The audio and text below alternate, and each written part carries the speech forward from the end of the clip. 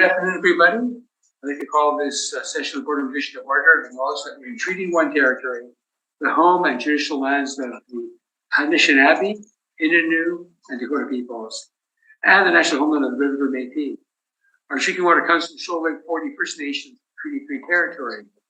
With me today is Ian Mann and Robert Upton. My name is Harvey Diamond, and we are the panel members. The assistant member is represented by Matthew Barakis, and administrative assistant is Jaswinder Kumar. We'll be hearing applications for revision of the assessment rules in accordance with the Municipal Assessment Act. The matters for which revisions are requested, having described each application, we'll move discussion to those matters. The statements that are made at this hearing are sworn testimony. Anyone speaking to these matters must be sworn in. Be advised that the purchase of assessments of properties are not considered as evidence of market value by the Board of Revision. The Board of Revision is appointed annually by Council and is independent of it and the City Administration. We make our decisions on the basis of the evidence provided at the hearing and issue a written order to be mailed to all parties as soon as possible. Please note that the Board's decisions with respect to an application may be appealed to the Municipal Court of the Metropolitan to assess value or classification, or to the Court of King's Bench of the Metropolitan to an application for exemption from taxation, and should you wish to appeal, information to do so will be included with our order. Respect to the hearing process, I will confirm the points of appeal with your property to justify each applicant following swearing in. We'll then have the assessor's testimony followed by questions, and the applicant testimony followed by questions. Each side will give an opportunity to summarize the wish to do so. Once all the evidence upon the application has been brought forward, the applicant may leave. The person will repeat for each item on the docket today, and the session will close after all applications have been heard. The board will deliberate in private and make its decisions, and you will receive the board's decision by written mail as soon as possible. As information, all public records are on street, recorded will form part of the public record. And we'll be hearing all items of the docket, items 1 to 8. And Mr. Kumar, you can please swear in the assessor and the applicant. Thank you, Mr. Chairman. Mr. Assessor, please state your full name. Matthew Barakis. Thank you. Do you affirm that the evidence you are about to give at this hearing is the truth, the whole truth, and nothing but the truth? Yes. Thank you. Mr. Applicant, please state your full name. Rocky Neufeld. Thank you. Do you affirm that the evidence you are about to give at this hearing is the truth, the whole truth, and nothing but the truth? Yes, I do. Thank you. Well, thank you. So the first item on the agenda today is the property at 785 Stony Line Parkway. And Ms. Barakis, are you ready to proceed? Okay, thank you very much. Sorry, let me pull this up.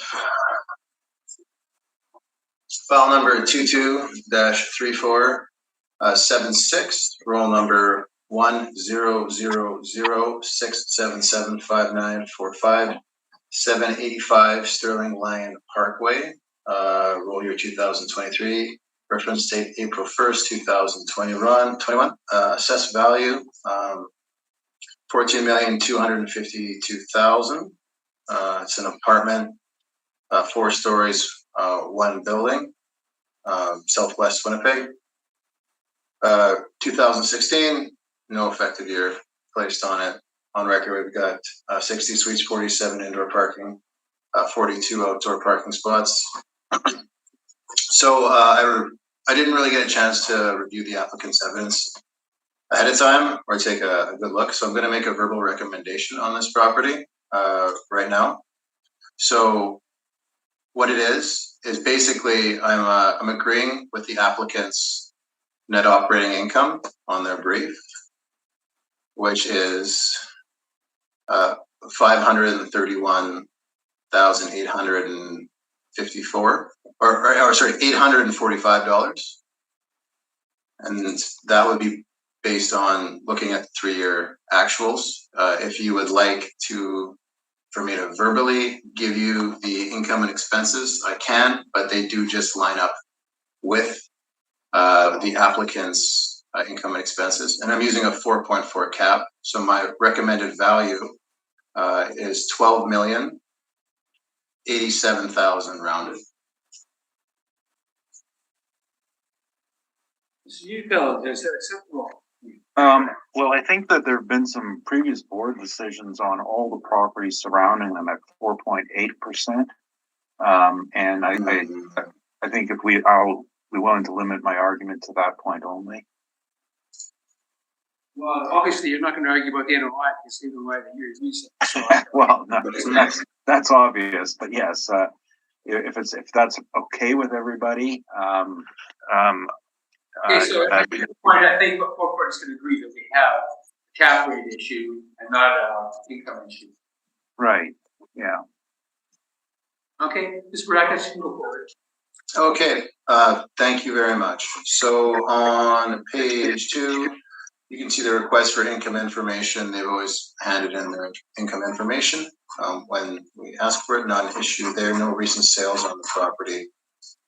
Page 3 shows the model workup, which I'm not using other than the 4.4 cap. The income value summary here has, it shows 60 units, it's 21 bedroom, 28 2 bedroom, and 12 3 bedroom for the total amount. And again, this is the model income workup, so I've pushed that aside in consideration of the actuals. So we've got rent comparables, but again, that's actuals. So because it's cap, I'm going to direct everyone's attention to page 5.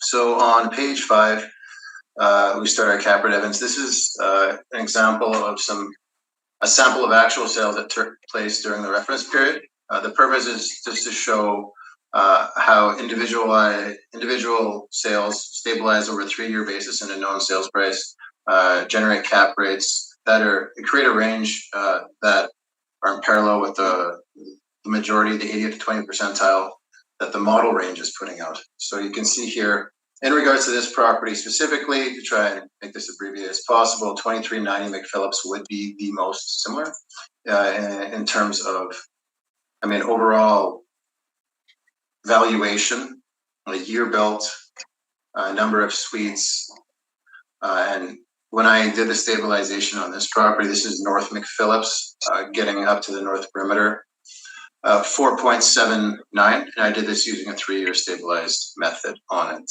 So the other cap rates as well, I used 3-year stabilized, but as it pertains to 785 Sterling Lion, I wouldn't be putting my weight on these. 2390 McPhillips is what I would look at as kind of a sort of a guiding post. Cap rate chart is on page 6. 5th row down just shows, you can see here between the 20th, 80th percentile, 4.8 to 5.6, that's our range. When you look at our chart back on page 5, the majority of them do range from that 4.75, 4.8 range up to 5 3/4. There is one outlier, 700 St. Mary's, but again, we're not putting any weight on this as it regards to this property. So that would be our cap rate evidence. We have municipal lack excerpts on page 7. Page 8 are the financials. You can see quite involved. And I just went with the applicant's net operating income. On page 11, you can see the permit to build the place, 2014, $12 million. The total project value as declared on the permits. And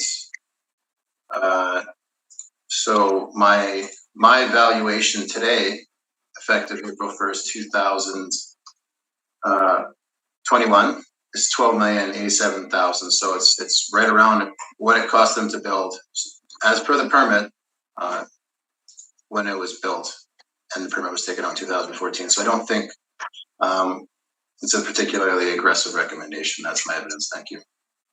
Thank you. Questions, Mr. Yubel? No questions. Mr. Upton, do you have any questions? No questions for me, thank you. Mr. Mann, any questions?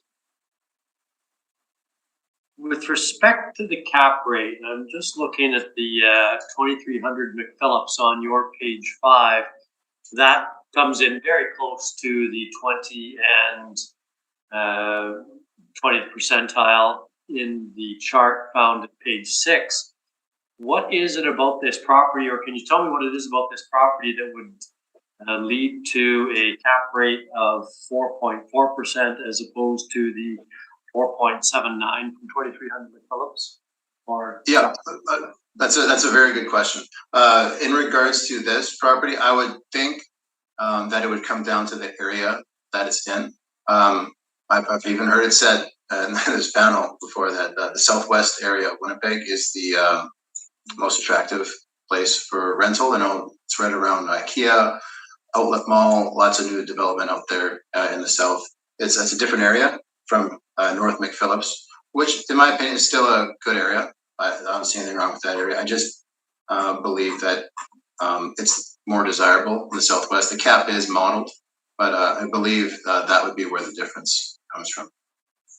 thank you. That's my only question. Thank you. And Mr. Mann already asked the question that I was gonna ask, so he beat me to it. Thanks for the answer, Mr. Boudakis. Mr. Neufeld, you can proceed. Yes, thank you. Well, I appreciate that the assessor has reviewed it, and so there's not really much for us to go over. We did peg it at 5.25%. However, there have been a number of decisions. And if you look at our picture on page 1, all the properties that surround this are multifamily. They were all heard October 13th of this year. And the same question was put to the assessor, which the assessor didn't even volunteer today, which was which of your comparables is best represents it. It was 2390 McPhillips. Everybody came in at 4.8%. So I think that I'm not comparing assessments. What I'm comparing is we've had the same presentation and wondering why we should have a different result. There's like, I agree with the assessor. Southwest Winnipeg is a great area, but that's not the sole determinant in cap rate. This is a property at the higher end of the multifamily scale, as is 2390 McPhillips. So they would be treated the same by an investor. And most of your investors would be out of province who wouldn't know the difference between Southwest Winnipeg and McPhillips. So at 4.8%, with the income agreed to, it's 11,080,000, 11080, 104. But it's that's just rounded 11,080,000. That's my presentation. Thank you. Mr. Boudakis, any questions? I have no questions. Thank you. Mr. Shepard, do you have any questions? You're asking me? Yeah. Yes. Rocky, what cap rate did you use again? 4.8. 4 points. Yeah. That leads to 11 million. 11,080,000, 11080,000. Your 4.8 is based upon the information given by the assessor that. That's correct. The statement saying that 2390 McPhillips is the most comparable. Okay, sure. Thank you. So I have no questions. So, Rocky, I noticed that you were originally asked for a cap rate of 5.25%. Why were you considering that high when you filed your application? Yeah, I mean, well, part of this process is following the methodology of our workup, and part of this process is coming to a resolution. And we're coming to a resolution. Is the best way to say it.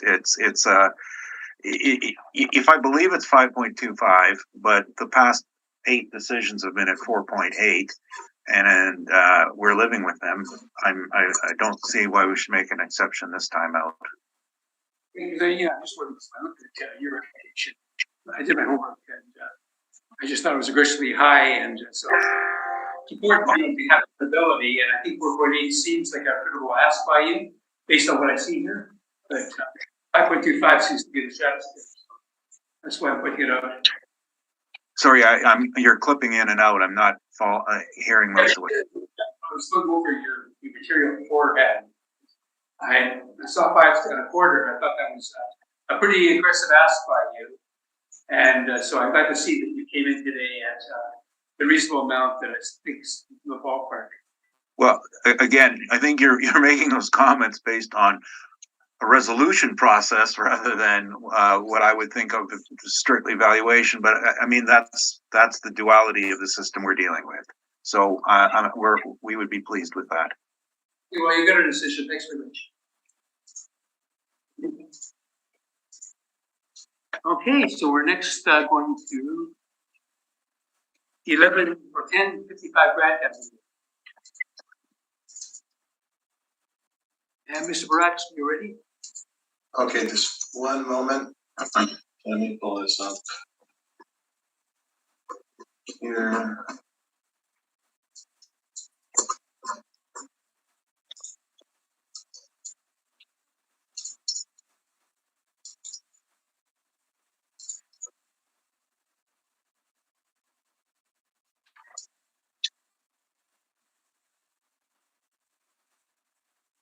Okay.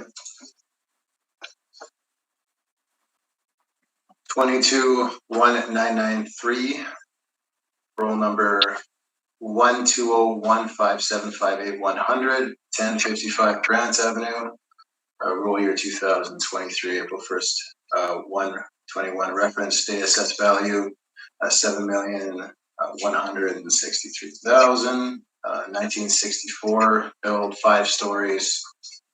It's on Grant, 62 suites, and it looks like we have, what is that?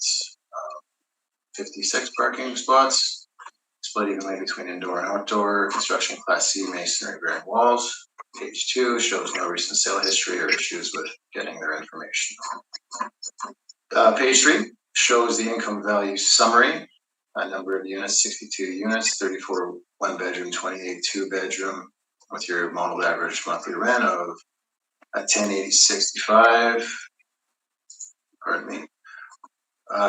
Then we got our modeled workup here on page 3, with our modeled capitalization rate at 6%. Modeled expense ratio to come up with our net operating income generating the 7,173,000 estimated market value. So we've got our rent comparables on page 5 here. You can see that the rent falls just below the range of its neighbors. They're in our system 1960 something builds, aside from comparable number 3, that are a mix of 1 and 2 bedroom units.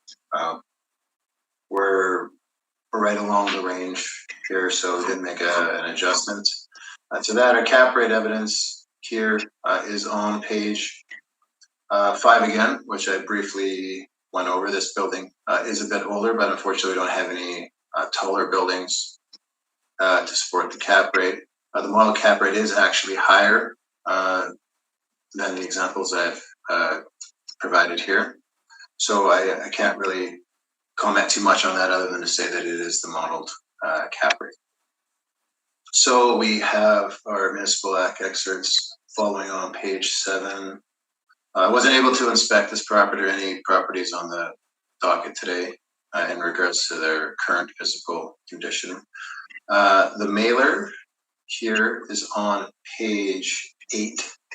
So when I was reviewing this mailer this morning, I noticed that they seem to have a really high repair and maintenance amount to the tune of about $5,526 per unit for the units that are there. This is many times higher than what we typically see. We typically see for a property of this age as maintenance, keeping in the conditions in more around, I don't know. Well, I know I've made estimations around $1,500 a unit before. I know some applicants have done that as well.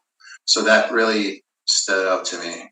So when I see this number, it makes me wonder if the physical condition January 1st, 2023, the income producing potential of that date is represented by the potential income of a 2020 year end accurately, when it looks like they're doing a whole bunch of work to the property. Now, unfortunately, I don't have a breakdown in regards to what this work was, because the mailers that we send out actually don't ask for a breakdown. So that's not a function of the applicant not being, or not the applicant, the owner not being forthcoming. It's just that I just don't have that information, but the numbers seem quite aligned in my experience. So there's also some interest, which would have been removed from the calculation of the expenses and resulting in a different net operating income. Long story short, I just went with the model on this one. I did look for pictures, but I wasn't able to find it. On page 9, you can see that they didn't fill this page out, it looks like. They didn't indicate the level of vacancy or bad debt or like capital costs, but at that rate of maintenance and repair, there's bound to be some capital in there, but it wasn't indicated, so we really don't know exactly where those dollars were going. You can see on page 10, when you're looking at the gross potential suite income at 100% occupancy, it's in the $900 range, or $900,000 range, 921, 696, and they also indicate that there's some parking as well. So keeping that number in mind, when we flip back 2 pages to page 8, you can see they're reporting 743, 752, which is a great deal less. So might there be discounts involved that are reported? I also noticed they don't specify how much parking income they are getting. So it just seems like it's a bit unclear. So I just went with the model valuation on this one for that reason. So then we have the 2019 mailers, just that overall income and expense page where they didn't indicate parking or parking on either one. So we have on page 13, we have a permit from 2014 where they did some repairs to balconies. Seems like it's some maintenance. It's expensive maintenance, but it seems like it's maintenance. It's a maintenance type item at $225,000. Then I've got a picture on the outside on page 14 of the place, and then some interior photos. Nice, just picture of the new balcony railing, photo from the balcony. I got this from the internet. And I wasn't able to find a picture of the kitchen for whatever reason, but I don't think we have an effective age on this property, so we're not applying any sort of allotment for renovations. So just on with the model, that's my evidence. Thank you. See if you have any questions. Yes, on your page 13, you mentioned the permit. Now, what it says, description, structural repairs, correct? Yeah. So that's not capital, is it? Well, it seems repair. Yeah. So I think I indicated that in my presentation that it seems like they're just kind of bringing something back up, like more of a maintenance, like it's an expensive maintenance item, but it's more of a maintenance thing. By the looks, by the description. Sorry, go ahead. Anything in your files about this? I know I brought it up several times. Was anything in the file?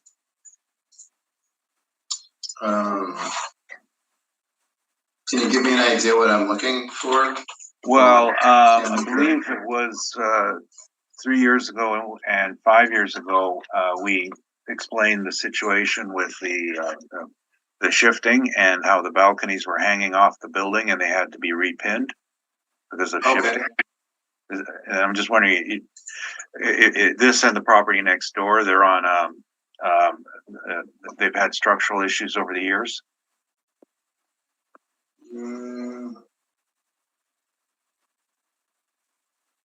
A note from 16 in regards to the permit being closed.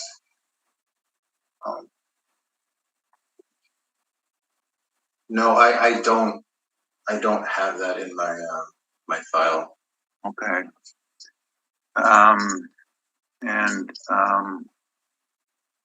So you had mentioned that repairs on page 8 were rather high, but other than what you've described, you didn't inquire with anybody as to any reasoning for this? Like to like the owner? Yeah, like, this thing got signed by somebody here, Rhonda Martell, phone number. Yeah.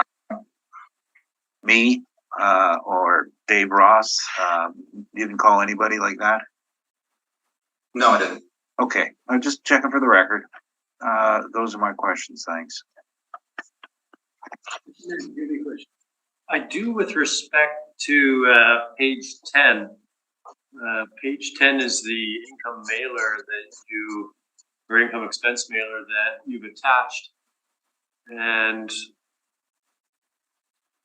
it's showing a total income. Sorry, I'm just going back here. Page 10, gross potential suite income at 100% occupancy at $943,188. The gross potential rent that you have on your workup, so let me switch to that, is $804,000. That $804,000 is the model versus the actual that's noted on the page 10, the income expense mailer. Well, page 10, that chart is what it says their potential income at 100% occupancy is. Right. And then, so then if you go back one page, we have a page 9 where they're supposed to indicate how much vacancy and bad debt. That would typically, that number would come off of the potential. And if you go back one more page to page 8, you see on the column on your left, line 105, residential apartment suite income, they're actually only indicating 752. So, but they're not indicating if that's related to vacancy, if that's related to sometimes apartments, they have discounts, like they have a face rent and then they have a discount off of it. That might be where the big gap is coming from, but I don't have that information. So what they're reporting they're actually getting to us is 743, 752. But that being said, they also on line 113 in that same column, they're supposed to indicate what they receive for parking.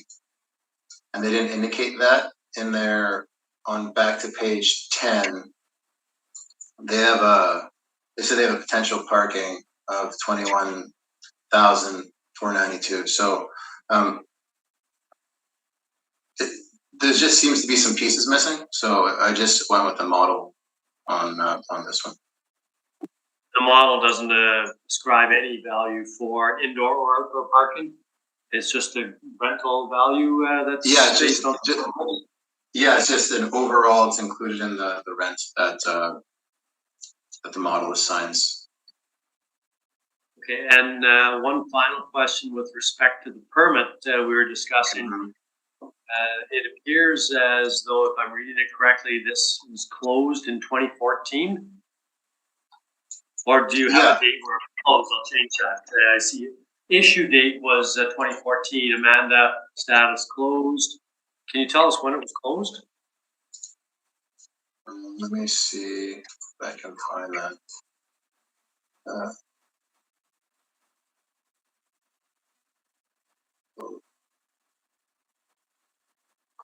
I have a note from March 2016 in regards to someone closing the permit.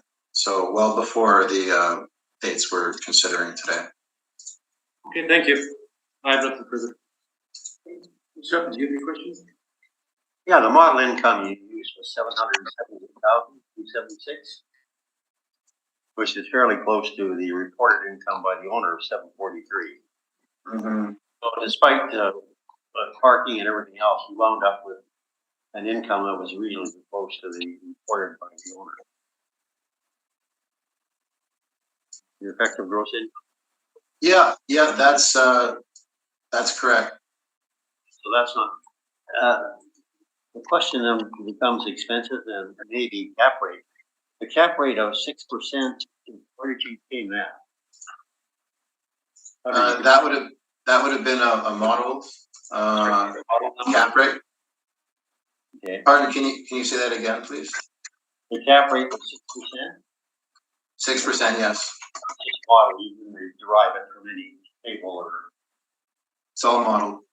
all model. Okay, all Yes. model. Yeah, I don't know cap rate is in question or not, but I guess we'll find out. Okay, thank you. Yes, Mr. Brackis, the permit itself was for, it looks like repair road, not repair, I guess, bringing to, I guess, making the, balconies, safe and usable. Correct? Yeah, to That's the my, capital.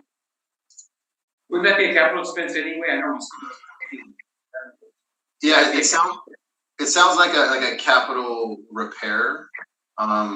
It's like a big ticket repair item involved. Like, if based on Mr. Neufeld's comments, it sounds like there was some issues with it, and it's more like bringing it back to where they want it to be rather than an improvement, so to speak. So you can see that we don't have an effective age on this property for that reason. That would be my reasoning. And yeah, you brought up some things that I was pushing too, but I'm sure Mr.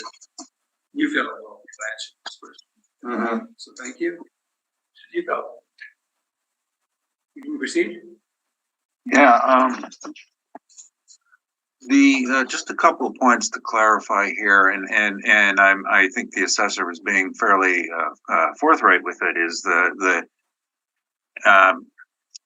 the way that rents are stated on page 10, potential rents, and then on page 8 they differ. What's missing here is the residential tenancies branch involvement, because all rents are now registered. So the work that they did, and there's other work they've been doing, and you can see it in the statements, has all been stabilization for a foundation issue. It's You have an issue with the residential tenancies branch. You have the orders that they need in your. no. There's no order in there at all. What it is, it's what people do on these statements. I'm having. Sorry, I can't really hear most of what you're saying. It's just the chairman. I can't hear you at all. I was saying, do you have the correspondence from the that indicates that the rent was reduced by residential tenancies branch? Oh, no, it wasn't reduced by them. And as far as the correspondence, I have looked over the accounts with the owner of the property, and I'm speaking from firsthand. And this is a question of their financial reporting is what we're talking about here. So just so the board understands it, it's a non-issue for the hearing, I think, but I think it deserves clarification. So they've spent over the last decade a fair amount of money on their structural issues. When you are hit with a large cost, you can go then to the residential tenancies branch and ask for an above guideline increase. So if it happened to be 1% that year, you may get 8% or 7%. And then what they do is they register the rent. So every unit has a registered rent, but that's not what the tenants get charged. And again, I am speaking from firsthand knowledge of all of this. So as an example, on page 10, a 2-bedroom unit lists the monthly rent, registered rent is $13.58 to $13.98. My intern rented in 2020 a 2-bedroom for $11.50. That was the rate. So they don't work off the registration. They are supplying the registration number on page 10, but the actual income is they run a market rate, because maybe down the road, there's an opportunity for an increase. So it's been registered, but if the market won't meet that. So this is how this business operates, and they've been doing it for 100 years. They know what they're doing. That's why the number varies so much. It's not discounts. It's the difference between the RTB registered rent and the actual rents. That aside, the major issue here has been with the ongoing work, and on the statement, which we've also included, and it's on my page 3, you can see that first of all, we did not include the interest amount. The maintenance and repair of this particular year, $342,000. So what they've been doing is stabilizing the grade beam, and in this particular instance, they have an ongoing problem with the balconies that separate from the building, and they've been going in and they had a major operation, as the permit shows, and then they've been ongoing spending with rehabilitation on a unit by unit basis. Generally, they don't have to vacate units for this work, but it's done from the outside, but it's costly. Now, what we've done on this is on our page 1 is just adjusted this. So on page 1, the bottom shows the expenses for the year of 2020 at $591,000, and that's with the interest taken out. The repair and maintenance $342,000. We've adjusted it downwards at $1,800 a unit to $111,000, and the $1,800 a unit is based on their off-year R&M. So they'll have high years of R&M for their foundation and structural, and then they'll have a break. So they had the outbreak in 2014, and then another one in 2020 that they dealt with. This has the effect of stabilizing the NOI at, and we're using $397,000. That's a very fair estimate on a building like this, and it's not.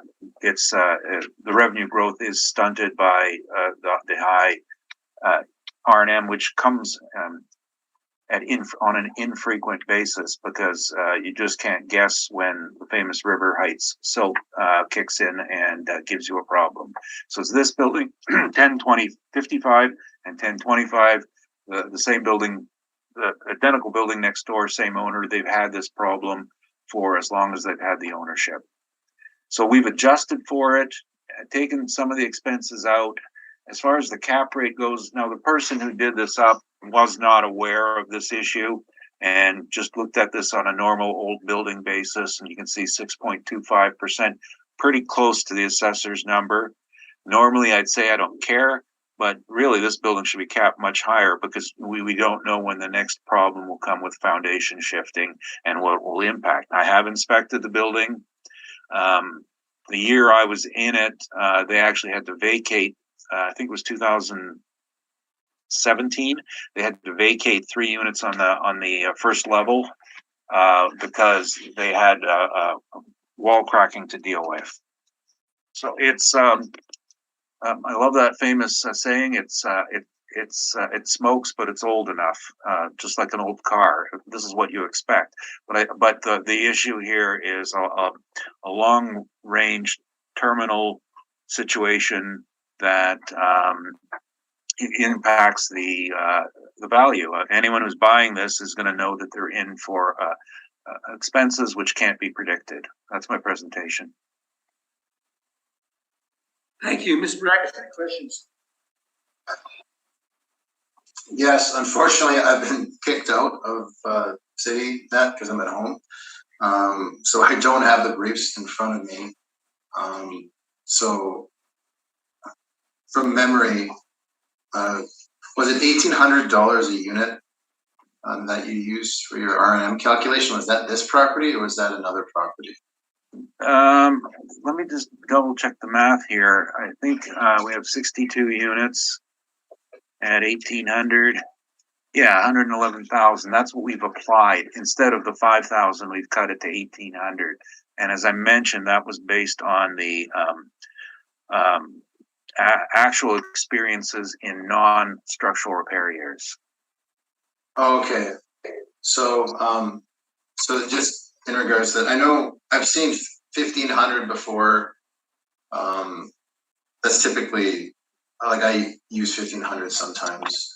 Just so, if I'm going from 15 to 18, is there an additional amount of repairs you're seeing basically?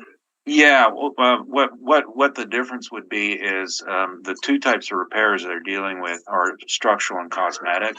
So the structural is expensive and noted, and you'll see the high year like 2020.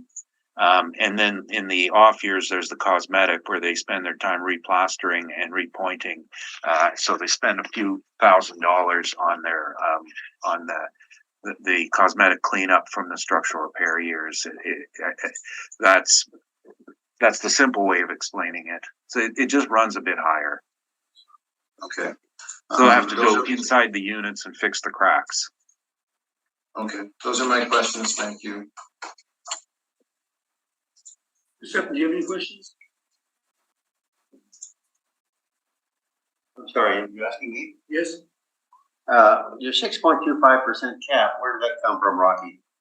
Well, that was calculated from our Collier's system, where we looked at a rack rate, we'll call it, of 5%, which is pretty much the lowest that apartments, multifamily should see. And then on page 2, made deductions from that for the issues with the subject, and they're all small adjustments, just based on imperfections from the norm. Like at 56 stalls with 62 units, you're below 1.4 units per unit, 1.4 parking spots per unit, which is current bylaw, but it also a common sense rule as far as having room for parking, attracting a greater range of potential tenants, and the age of it, quality and condition, and normally it would be, we said 4 out of 8, which is, with the work they've been doing on it, fair, because they are keeping pace with the repairs as they come up. The income stability would be where I would actually, because of my experience with the building, and I didn't prepare this, would be a little bit more critical, because this income stability means, okay, if you knew every year you were going to spend $100,000 on repairing something, you would budget for it. But if you knew that one year was 100 and maybe the next year could be 300, that's not stability. So that's why I personally would think you would see a much higher cap rate, but I'm not changing it. This is what we presented.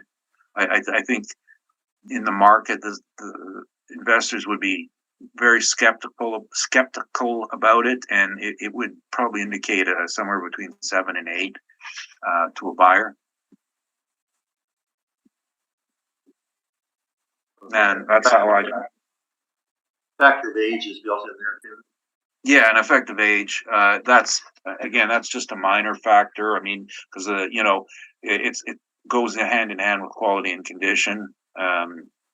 And that it's, if we bundle those together, the effective age, if you notice, we put year built, quality and condition, and it's 20 points, and we're scoring 10. So, you could say 10 out of 20 instead. Maybe the way the assessor's model does it, and that would indicate a cap rate difference of about 0.6% for age related. Okay, thank you.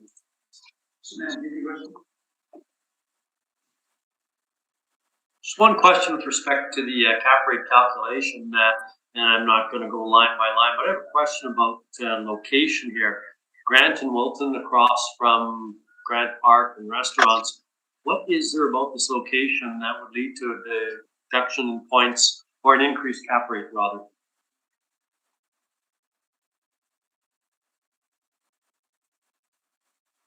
I'm thinking about that. That's a good question. Like I said, I didn't prepare this. Could I say there's always a car parked in front of it with photo radar? I'm familiar with that photo radar, thank you. No, I think it's a pretty good location for apartment blocks. I probably wouldn't be as critical on it on that perspective. So my earlier comments about the structural are probably the most pertinent. Thank you, that was all. So, Mr. Neufeld, on page 1, your workout and your NOI, did you include a parking income? Arrived at NOI of 397,151. Yes, the parking income is all included in the rental income on on page 4. That's the way they run their statements. Is they don't run a separate roll for the parking. So we did include it. And when you arrived at your expense ratio for repairs of 1,800, deducted it from the cost of actual repairs, which I guess some of them were capitalized. How did you determine $1,800 per suite? Was yeah. Okay, I actually found that on page 4. So this is the statement from the prior year. And you'll notice maintenance and repair was 107,669. So that was a non-major repair year. And how do you know that expense? Excuse me, Mr. How do you know that another expense on page 4 was capitalized? Pardon me? How do you know that that expense on page 4 was capitalized? Well, because I checked. What did you check? I check with the owner. We go over the book. We go over the books every year before we go to appeal. We go on a line item review, and so I know what they spent their money on. So I know this prior year, 107,000 was a normalized amount. That's why I know that the following year, 360,000 was an abnormal year. 342,000 was an abnormal year. We look for this at the beginning of the year, and review it all. I have a far better relationship with my clients than the assessor do with their properties. Pardon me? You want to use actual. Okay, so I want to make sure we're using the actual. That's why I'm asking these questions. Okay? Yeah, well, there's no capital in these. Okay, so how do you know that the expense rate of the year before was the same expense rate that was used for non-capital expenses the year following? Well, because we also went back and I did not present it to you, but we also have all their statements going back to 2008, and we just reviewed them. I have just popped on my screen here the previous years. Sorry, I had the other property in front of my face here. So just at random, picking another year, 2016, maintenance and repair, 112,500.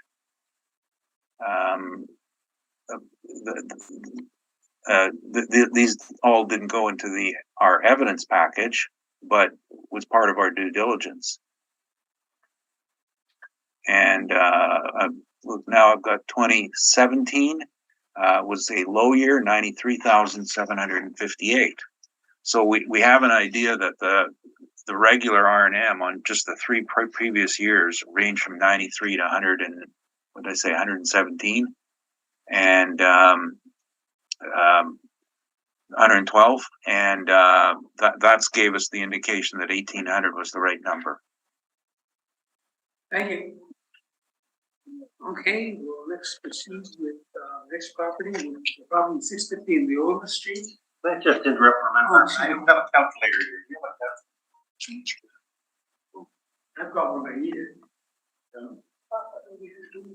Oh, there's 2 here. Okay. I didn't see this second one here. Thank you. Yeah, okay. Okay, we'll now go on to 615 Old Street. Mr. Baracus, when you're ready. Yeah, so I've emailed my boss on this side. There's a remote connection issue with the city. So I actually don't have my evidence for the applicant's brief in front of me right now. you get a recess and you get a relief, because obviously you Yeah. need to go on. I need to have that. Like, if it can't get remedied in the immediate, like 5 to 10 minutes, I'll actually go drive into work. And I can send you an email if you want, Mr. Lucas. Yeah, you can email it to me, but the issue is I have a spreadsheet with some analysis on it, because I also have other verbal recommendations that I'm gonna make. But the problem is that's on my work desktop, and I don't have that, and neither do you. So, if we can take a recess, please, I'll call Brian so I can speak with him rather than email. And then, I can always erase it. I'm sorry, but this is something that's outside of my control. Okay, we'll take 10 minutes right now, Mr. Rack, so hopefully you'll get connected again by that time spent. Okay, we're back. We're going to see the brackets. We're now dealing with the third item on the agenda, 63 New Street. And when you're ready, you can proceed. Okay, thank you very much. Just let me pull up that brief from the email here.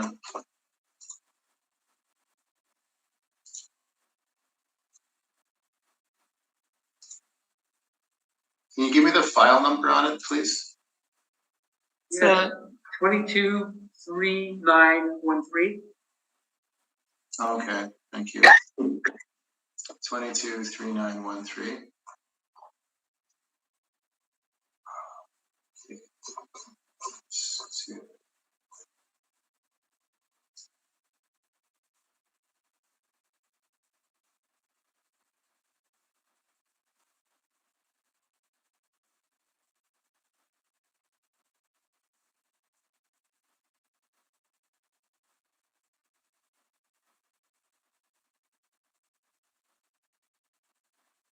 Okay, there we go.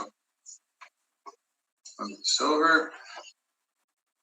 File number 22-3913, roll number 090104766745.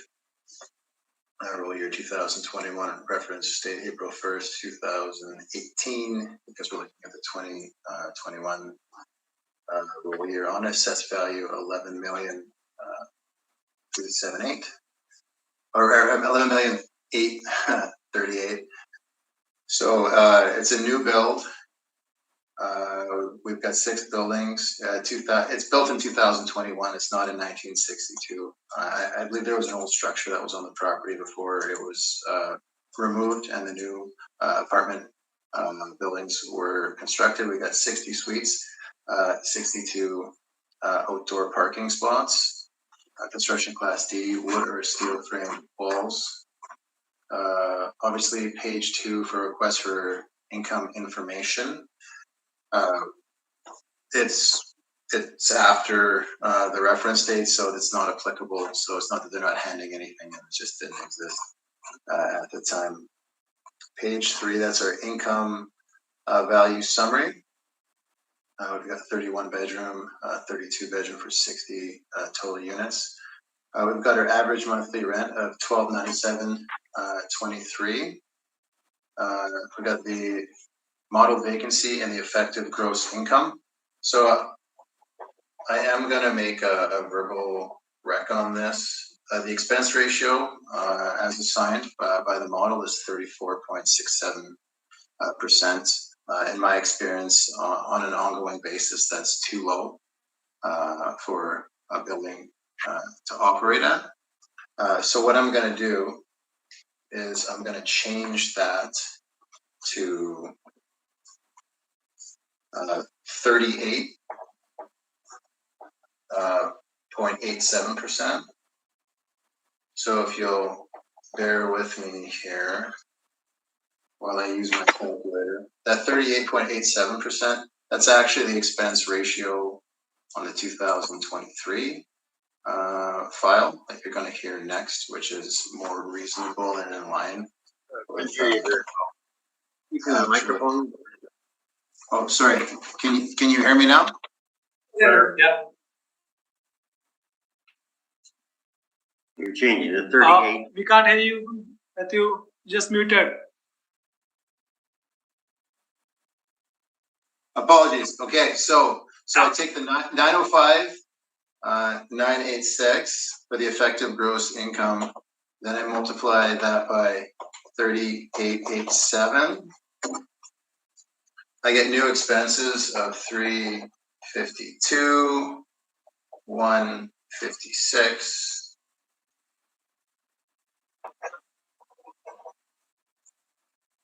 And then so if I take the effective gross income of 905, 986 minus 352, 156,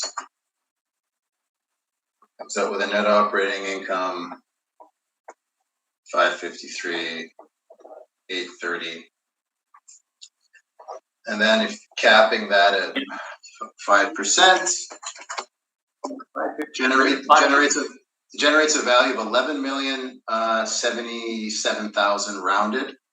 And so that's just basically adjusting the expense ratio up to be in line with what the 2023 model amount is. I'll stop there. First of all, okay, Mr. Newfield, is that acceptable to you? It's no, but we'll be rather brief. Well, okay, well, let Mr. Rodgers go on. Okay, thank you very much. So we've got our rent comparables on the following page. So comparables 2, 3, 4 are the most applicable. Comparable 1 is actually a row house, so I wouldn't put any weight on that. When you look at the average monthly rents, at comparables 2, 3, and 4, you'll see that the model rent is in line at $12.97. And then we've got our cap rate evidence here. We've got 5% on 333 Ward, which is in the third column, rather third group of properties down. It's a newer building. This is the one that's appropriate as it applies to a newer build. 2390 McPhillips doesn't apply for this reference period because it happened afterwards and can't be used for analysis. So we're at 5% for this one in the model, and for 333 Ward 5% by our analysis. We've got permits here starting on page, scroll past the municipal excerpts. We've got permits here, and the total permitted construction value is $9.5 million. And then we've got some pictures that follow, just showing the quality of the property. So, yeah, my recommendation, 77,000 rounded. Thank you. Thank you. Mr. Newfield, any questions? Yes. So what's the total of the permits again? 9.5 million? Yes. And the land sale?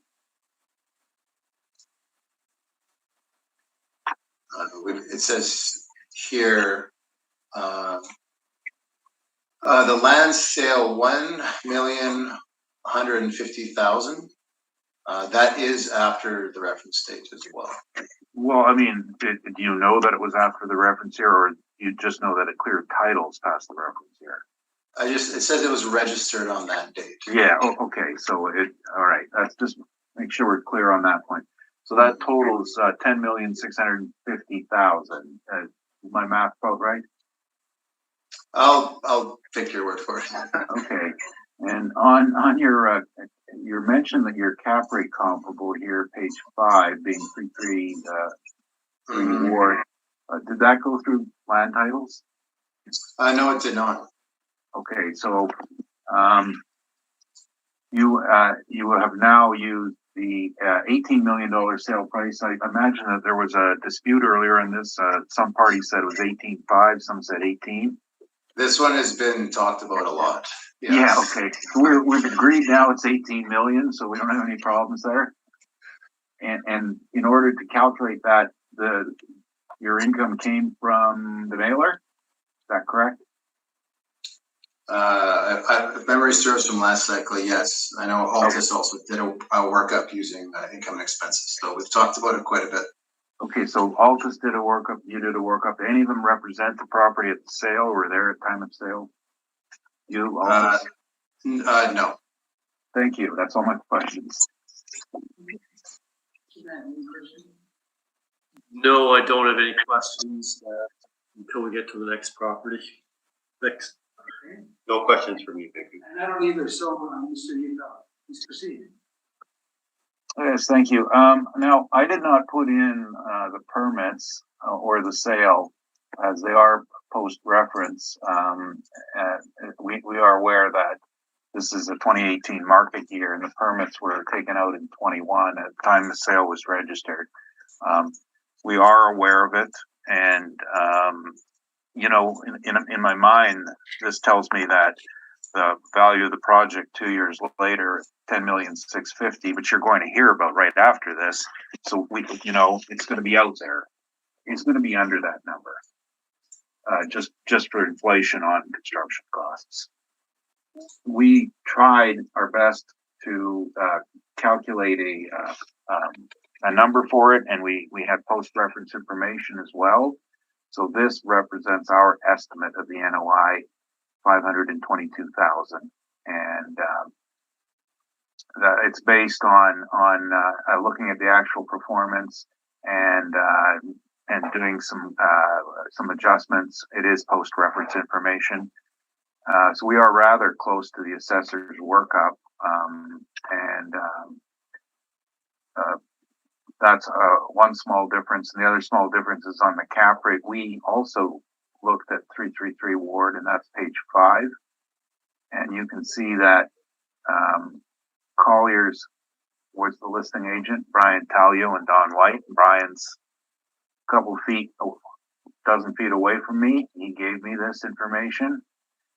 This is what was relied on for the sale, not the mailer. NOI, $989,027. That's the smoking gun. That is what it sold for. The person who bought it was anticipating $989,027 in NOI.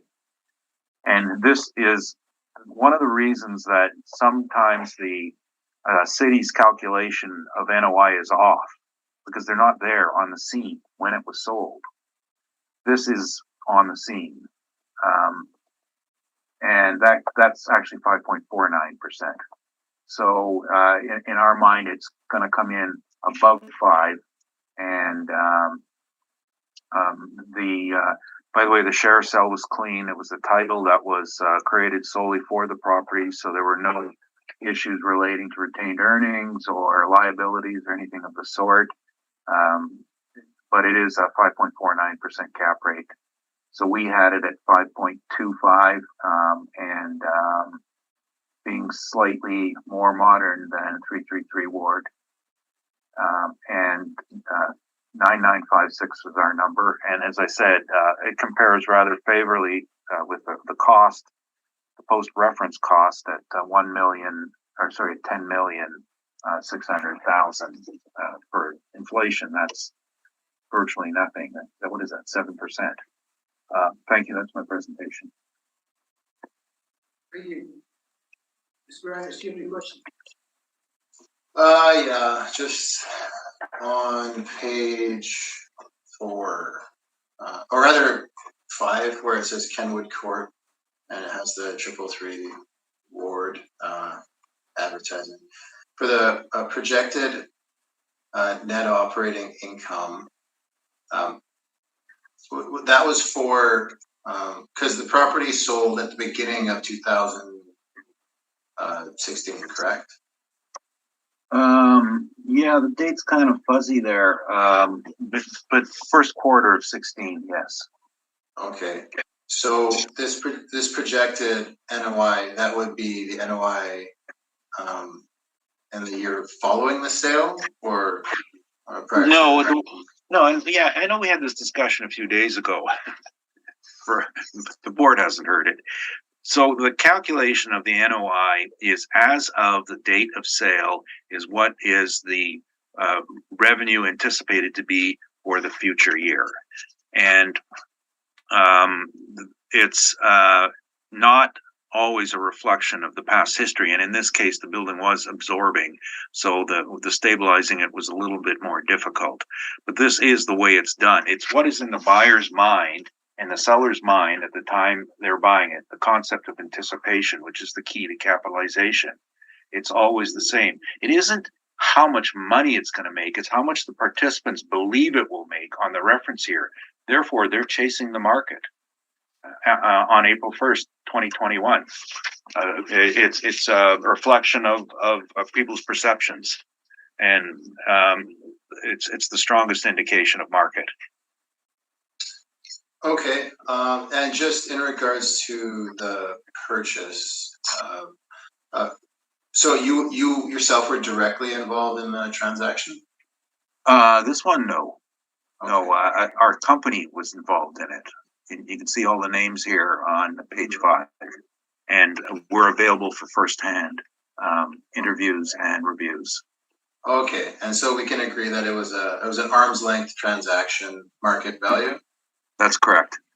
Okay, so just in regards to the purchaser, it would be likely that the purchaser for a property of this size, they'd probably do their own appraisal on it as well, whereby the net operating income they stabilize that may or may not be different than the Collier's advertisement. You know, it might, but they didn't do it for purpose of the sale. They're doing it for purpose of financing. And so when people do that, let's just say, okay, I'm an appraiser and how the world works. There's people who are pushing to get a mortgage out of this. So there's a push for value. That's just common. This is pure. This is to facilitate the sale, not an appraisal for any other reason. Okay, so this is so this is just like this is not like an advertised NOI. This is like an appraisal NOI. No. This is a prospectus NOI. This is offered to the market saying, we have a property that will generate $989,000. How much will you give me for it? Okay. Advertised to the select few people who signed the non-disclosure agreement. I got this because the time has passed. I couldn't present this 3 years ago because the non-disclosure was in effect. Now it's passed. Okay, and just one more question, just in regards to the year bill. This is a 2016. The subject property is brand new, essentially. Would that not put downward pressure on the cap rate? That's exactly what I said. When we're using 5.25 rather than 5.49. Okay, those are my questions. Thank you. Thank you. Mr. Upton, do you have any questions? No, I don't, thank you. Mr. Mann, do you have any questions? No, I don't, thank you. So, Mr. You indicated that because this is a newer property, some downward pressure on the cap rate.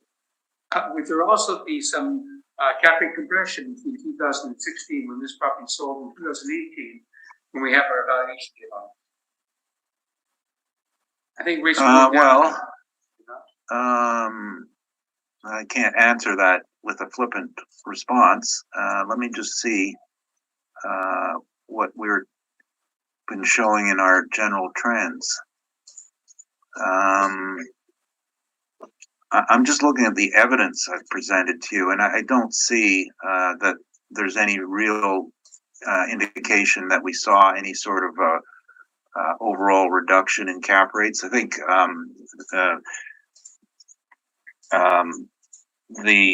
some of the more interesting rates occurred as people were chasing some favorable financing, COVID being part of it in the latter years. But I don't see really anything appreciable. And I'm looking at the Collier's cap rate report and the market debt study. Those are national numbers, incidentally, but I think the concept of compression is likely overused, but no, nothing really drastic. And the quarter point difference we used is accounts for any sort of concern for that number. 16. That's my question. It's like about the national rate is about 1/10 of a point.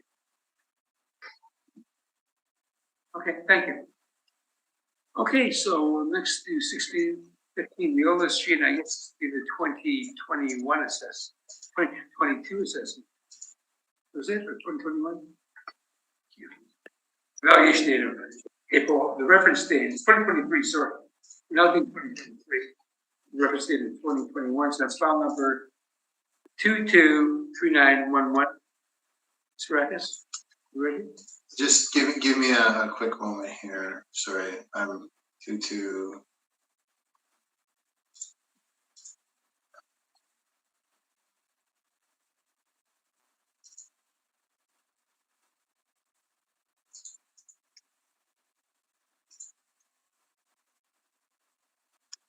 I apologize, I'm having to comb through my emails right now to get my notes.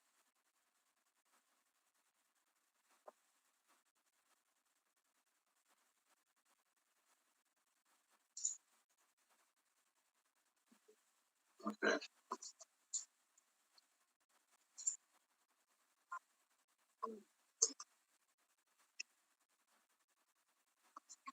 Okay.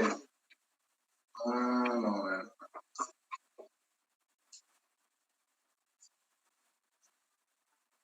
Okay, so file number 22-3911, roll number 09 0104-76745, 615 Leola Street. Same property, 2021. We have a modeled valuation of 14,184,000. So again, new property, same as before. We've got our income value summary here on page 3. So for this one, you can see that 3887 is the expense ratio that I applied to the previous property. But I am going to make a change to the potential gross income. Last time, or rather the effective gross income, last time we were at 905. The model has jumped into 974,526, which I think is giving typical year-over-year increases a bit aggressive. So I would have had this on a spreadsheet before to give verbally, but I'm going to do it now, and then there'll be another verbal recommendation on this property. So we take 905,986 times 1.03, which is 1.5% a year. You're getting 933,165 for the effective gross income. And then you take that and you multiply it by the 38.7. Pardon me, let me do that again. I have to run the button.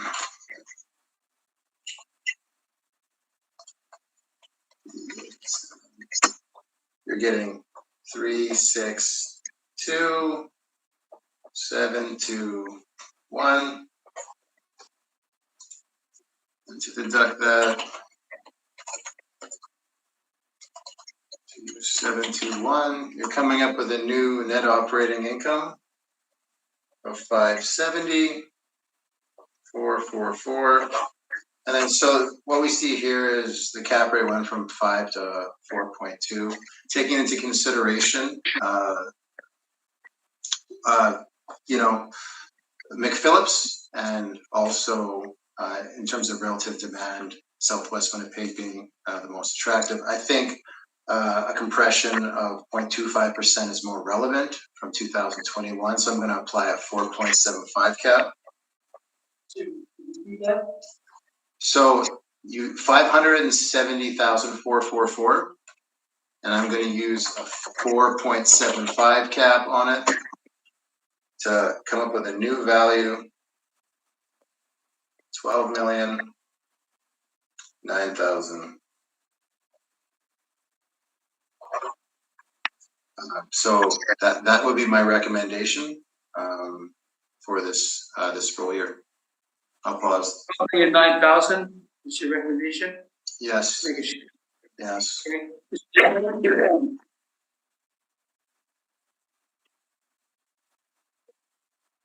So you feel, is that acceptable? No, we'll have to carry on. I'm sorry. I just found out about these and you know, it's numbers this high. I really want to talk to my clients about. So, and I do have some concerns. Okay, well, we'll go on. Yeah. It's your turn. Okay, Okay. thank you. And I do want to apologize for having to do this. I really, I'm so busy, I don't get a chance to actually review it much ahead of time. So that's why I'm giving these verbals rec. This is not a habit that I have. Regardless, it's the same property as last time. The capitalization rate on page, evidence is on page 5. So 2390 McPhillips, you see, it's in the 4.79 range. 4.75 represents a quarter point compression from the prior year, which had a 2018 reference date. This is an April 1st, 2021 reference date. The province bumped the reference date in order to take into consideration the financial impacts of the COVID-19 pandemic, and interest rates dropped. Money became more affordable to borrow, and that put downward pressure on the cap rates in the applicant's chart. And I believe it's on their page 16. You can see how the line declines as the years go by. So I feel that my recommended 4.75 is fair, given the best information we have is 2390 McPhillips. And then the rest of my brief is the same as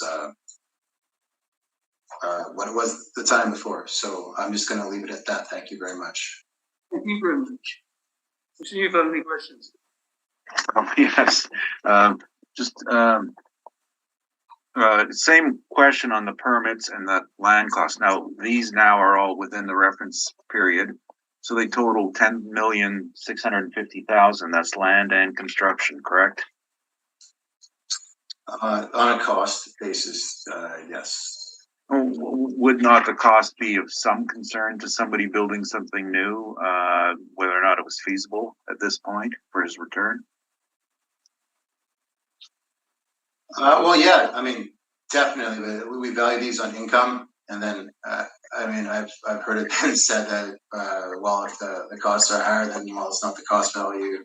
You have to use the income. We're in the same ballpark, and they also need to make money on top of it, on top of their investment. So I think, given the financials taking into consideration my recommended adjusted rents and more reasonable expense ratio and capitalization rate, I think at 12,009,000 is fair.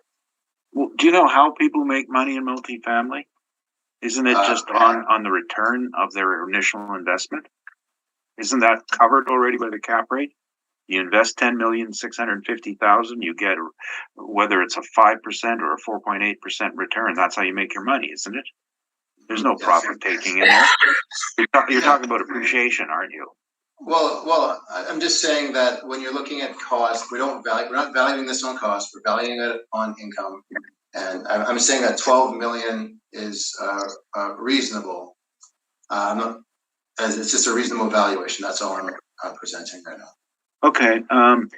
You brought up some discussion about the money markets. What was the outlook of the money markets on April 1st, 2021? Do you know that people were anticipating major increases in the interest rate?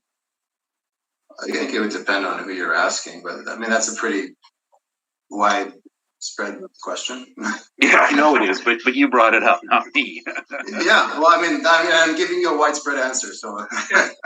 Okay, thank you. That's all I had to ask. Financial expert, he's an assessor.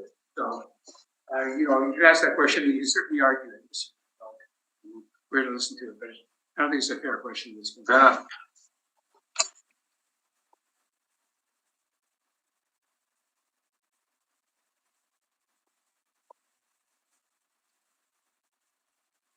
You can see this. Sorry, I object to those statements. I don't think you should be making your pronouncements on people in the middle of the hearing. You can save those for behind the scenes. fact of the matter is we want to get through this docket today. There are some questions that I don't think Oh. Mr. Rags I want to get through it, but I want to be able to be treated fairly. ask fair questions that I want to interrupt.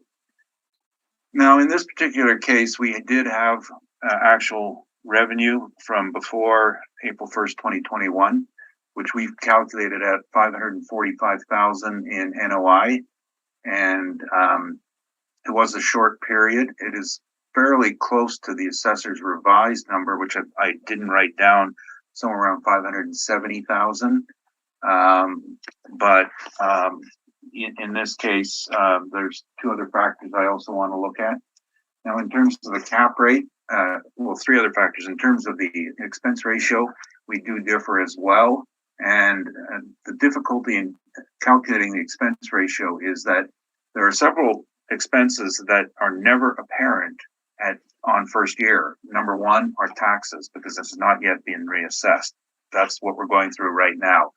You can see on our page 4 that their budget on their 2022, its post reference, was 120,000, but the taxes are actually would be 164,000. So we have to make adjustments for that.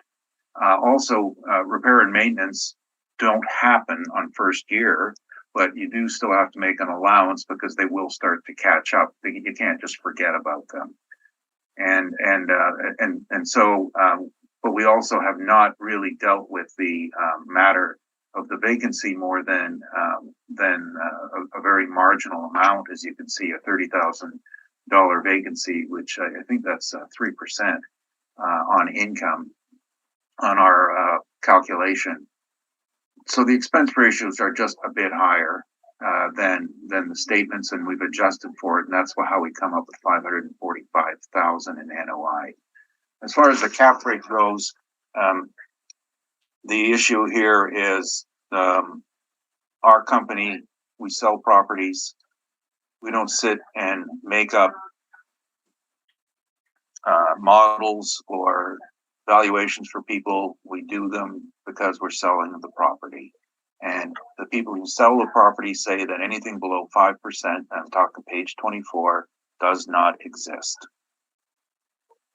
And that's the best property. Now, I wouldn't disagree that this would represent one of the best properties, and so the 5% is good to start at a base.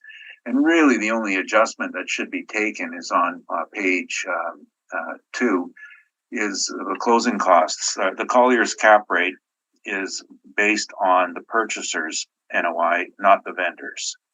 So the purchaser's NOI includes the closing costs, which would be land titles, charges, and commissions.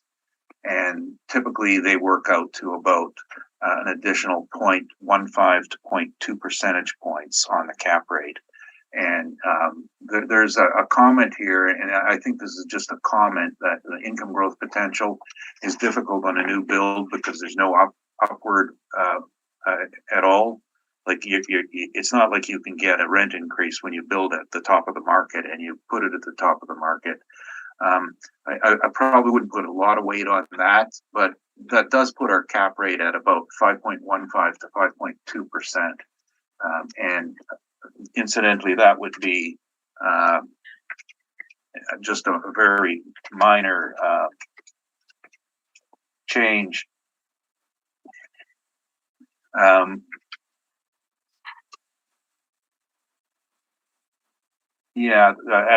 5.15%, which takes into account the closing costs, the value would be a little bit higher at $10,597,087, rather than what we had at $10,395, which coincidentally is virtually identical to the cost of construction and the purchase of the land. And when I asked the assessor about how do you make money in multifamily, the only money we care about is the income it generates and what is the rate of return on the capital invested. The capital invested, $10,650,000. The rate of return, 5.15%. Those are the only numbers. To say it's 12 million after you build it is post-reference. You're thinking about appreciation down the road, years later. Maybe it will appreciate, maybe it won't. but to date, it doesn't. There's no profit taken. Profit is your return. So we're looking for 10,650,000, which is our income calculation was 10,597,000. Thank you. Thank you. Ms. Barakis, any questions? Oh, yeah, just a couple questions. So, on page 1, your revenue 938,258. Can you confirm that that was taken from page 4, the third column over? Oh yes, you're correct. It is. Yeah. Okay. So there was a 10% vacancy on startup. Yes. Okay, so you use the 2022 budgeted amounts. Would that not be post-reference information?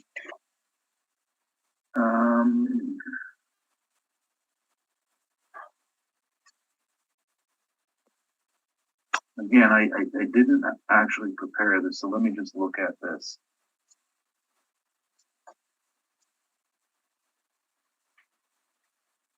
Yes, you are correct. That is post-reference, so it is a prediction going forward. It probably would be higher than the actuals in 21, but I think it speaks to more accurately to the project. Okay, and then just in regards to the 10% vacancy, that's something that's assumed to be an ongoing problem on a long-term investment like this, or is this just a lease up? No, it's probably in a building like this, and you saw 333 Ward, which we discussed earlier, is a great example. It had it wasn't sold until it was stabilized, and that was 10 years after sale. That they needed to have a couple of good years in the books, because the first few years on it, you would have an absorption vacancy rate, and I think I'm recalling they're usually 30-40%. You fill up to about 90%, then you lose 10% of your people because their free rents expired, and then you have a 20% vacancy. You fill back up to about 95% the following year, you lose another 10%. So it's going up and down, I guess like a sawtooth concept, and that slowly creeps forward by about year 6 that you're seeing more stability. So early projects would have this issue, and that's why it's not build and sell, it's build, stabilize, sell 10 years later, like Ward, if that's your intent to sell. Okay, and just in regards to those comments on page 2, it says tenant strength is 10 out of 10. That didn't factor into maybe like a 5% vacancy in your mind, or a 7% vacancy. Just why 10? Well, I mean, the concept of the tenant's ability is in our model around, their own financial strength is about 30% of the cap rate, and the rest of the factors have to deal more with the physical issues. Typically in a multifamily market, you're not going to see a ton of variance on that if your market is healthy. And the only difference would be if you have a really inferior product with a lot of turnover, socioeconomic issues, that sort of thing. And we have had properties like that that deal with it, or physical issues where you can't keep people in because you keep having to repair things like that. And typically, we should see 10s out of 10 all the time, but it's not. It's only 3/10 of the way a cap rate's created. It's not 100% of it. Okay, just one more thing.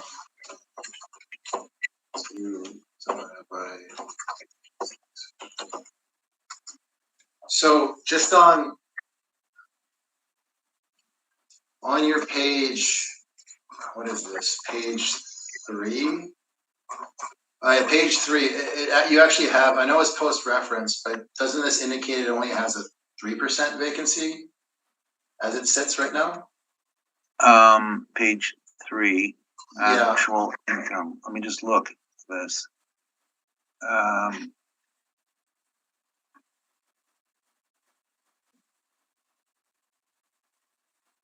No, I'm looking at the year-to-date actual line, and you're looking at July, right?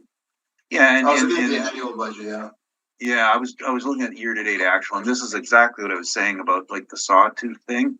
It'll fill up, and you'll typically fill up in your summer season, because if there are any school-age children involved, that's when people move. So I see about I'm going to say 17-18%. And that's from like the beginning of lease up.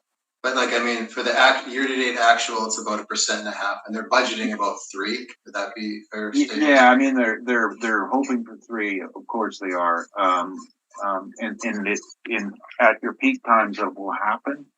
But as I said, if you'll note the line about the residential incentive of 43,000, which is represents in this particular case likely 8% of the income, which, wow, 8% is 1 year, 1 free month per year, right?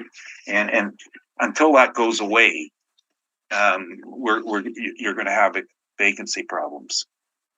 And 6 to 7 years is safe. Sometimes it happens quicker. There's a couple of blocks we've looked at that stabilized in 3 years. That was where there's an external influence that caused people to go there and rent. Actually, the Exchange District for Red River was a much better absorption. Okay, those are my questions. Thank you. Thank you. Mr. Upton, do you have any questions? I don't think I do, thank you. Mr. McMahon? I do, with respect to calculation of your expenses on page 1. You've stabilized them at $392,518. That's Yes. correct? And I'm looking at the calculation of those expenses on page 4.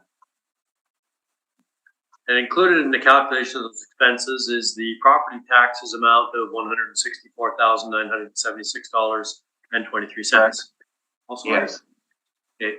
That's based on the assessment initially of the $14,184,000. Yes, well, we didn't know there was a recommendation. I suppose if we did, we would have recalculated that. And also, based on our asking, yes, of course, it could change.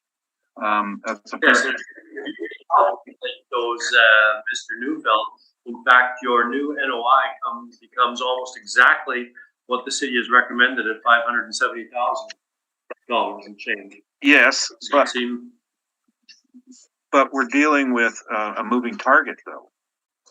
So yes, your point is spot on that if it changes, the expenses will be better. But if the expenses are better, then the assessment goes up. So if we knew what it was and we could estimate what it was, then it would be more accurate. But I mean, to be fair, today, if I was relooking at this and we had known certainly that there was a recommendation for $2 million,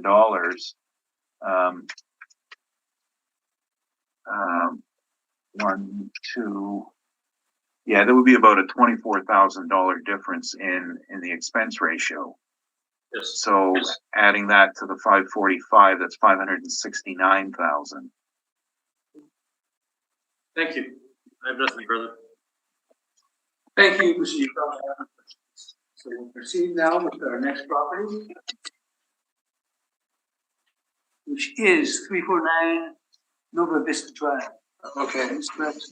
Can I just have a 5-minute break here quick, and then I'll be back and set after. I just gotta take a little break. Okay, 5 minutes.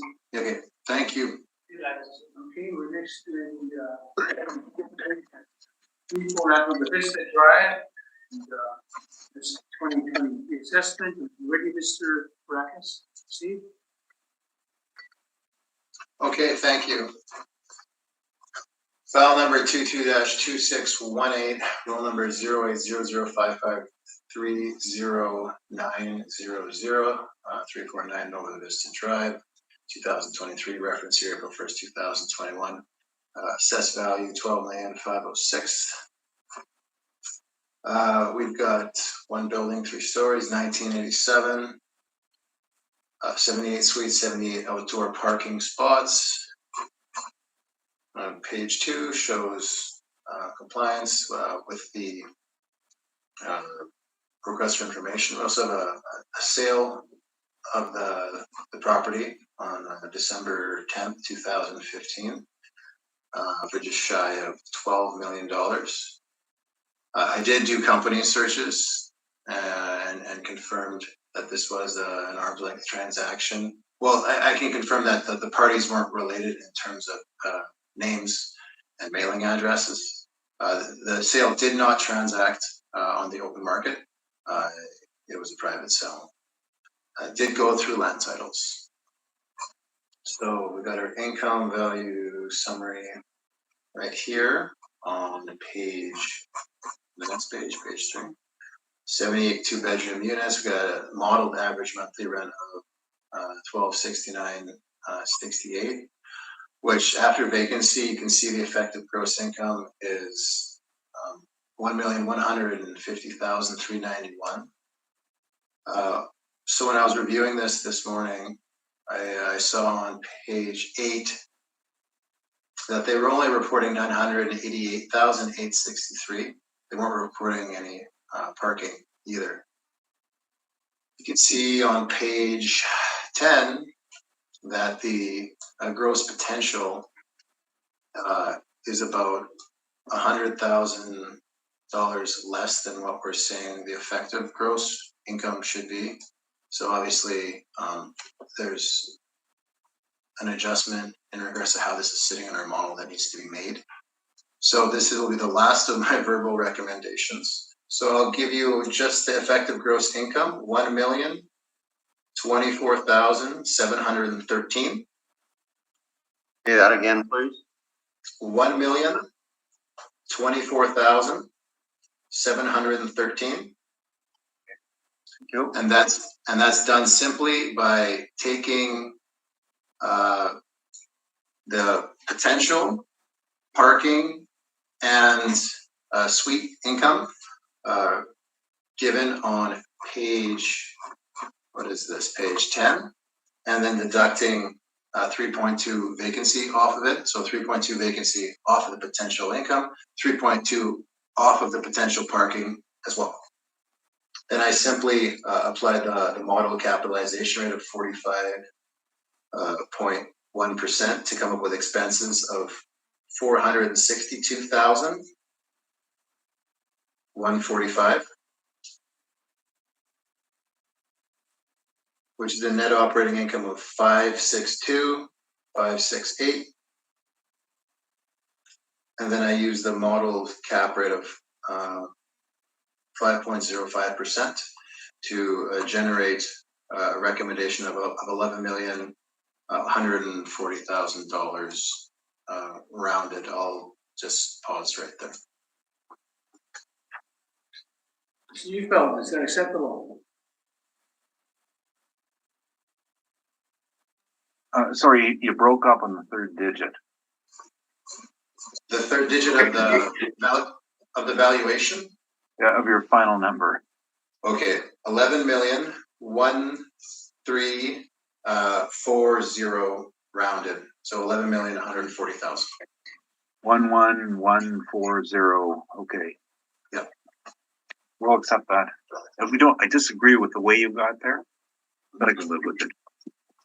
Okay. But I can't say anything, right?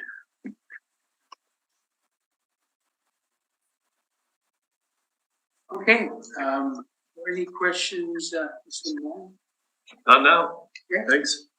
And, any No, questions? not now. Yeah, Okay. you're right. I don't need to, thank you. Okay. So now proceed with, the property at 2515 Portage Avenue. Can you give me the file number quick? File number is 22. Yep. See, Sorry, you broke up at the end there. Can you say that again, please? 22-2680. Okay, thank you. Okay, thank you very much. So let me glance through this one.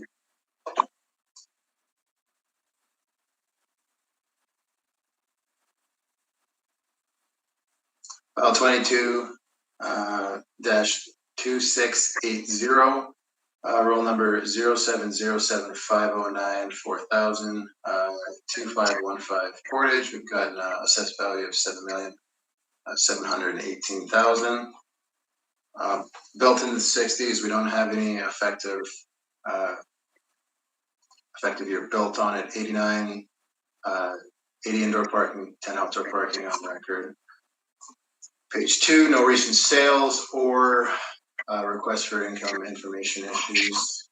Model valuation is found on page 3. You see it's a mix of bachelor, 1-bedroom and 2-bedroom units. Better average monthly rent at 87898 gross potential rent. And all those parameters are all model rate of 5.6 cap, a 52.44% expense ratio. The rent comparables appear on the following page. You can see how we're below the range of the properties in our system that have a similar effective year built that are in the general area. Interesting to note that we do have more bachelor units, which would obviously rent less, all things considered, than a 1-bedroom unit. You can see where we are in the rent. We're at 878. The other rent comparables are higher. We've got 19 bachelors. The rest of them don't have bachelors effectively, other than the one suite at 479 Ainsley Street. So didn't make any adjustment to the rent there. Capitalization rate evidence discussed already. And we've got our cap rate tables. We've got the mailer here on page 8 and 9 and 10. And we've got the following year's mailer on page 11 as well. And then we've got on 18, we've got page 12, we got the 18 mailer. I wasn't able to inspect the property at all. And we got just a picture from the outside. Doesn't look like they have any availabilities currently. It looks like the windows may have been done. I can't say for certain, having not visited the property. So I went with the model valuation on this one. Thank you. You, Phil?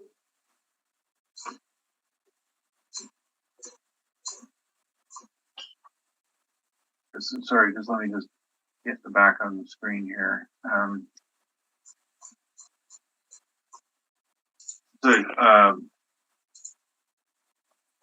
So page 3 is all model, and was there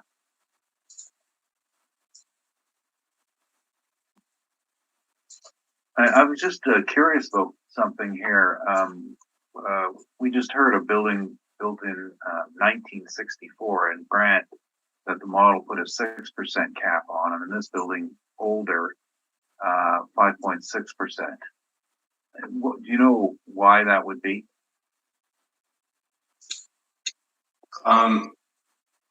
No, I do not.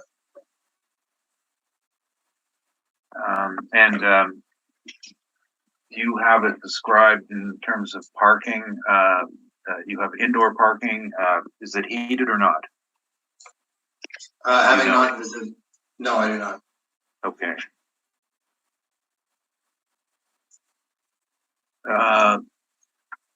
Those are my only questions. Thanks.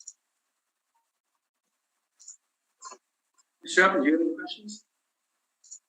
Yes, do you not think that the 5.6 cap is a bit aggressive with a building in 1968? Does the model not take into effect the age component to any degree? Yeah, it definitely takes that into consideration. And if you look at my chart on page 5, we see sales of properties in and around that age, in the 5% to 5.74% range. So we're not. I don't think we're really outside. We're coming in low on this one. If you look at our chart on page 6, 4.8 to 5.6 is the 20th to 80th, and we're at 5.6 on this one, so we're at kind of the top of the 80th percentile. So that's the best information I can give you in regards to that. Yeah, thank you. No questions? Yes, just with respect to your chart on page 6, I'm assuming, or correct me if I'm wrong, would this be characterized as a high rise because of the 6 stories in an elevator? Or Well, yeah, it's kind of on the borderline. It's like 5 stories, 6 stories. It's in around that area. It changes. I guess it kind of would be considered subjective to the particular person who's referring to it. 6 stories, I would call it a high rise personally, but you can see that the 4.8 to 5.6 range is applicable to all 4 categories. yeah, and the only other question I had was with respect to whether this could be a low rise A or sorry, if it's a high rise, low rise A or B is not relevant. So I guess that's answers my question. Thank you. I have nothing further. Mr. Rex, I'm looking at the May of page 8 of your brief. Yep. It shows the net operating income of $475,444.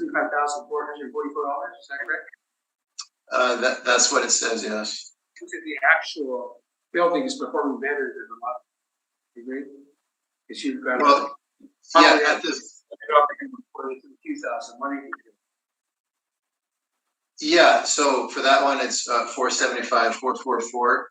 I mean, just glancing ahead, I think the applicant actually has a higher net operating income than we do. So unless anything's changed, I believe it's a cap rate discussion on this. Look at the cap rate. I thought the cap rate might be a little high, but then I took the 6% cap rate that the grant had, multiplied the actual NOI and got a much higher assessment. So I don't know if Mr. Neufeld wants to do that. So I'll let him go ahead. So, Mr. Neufeld, you can proceed.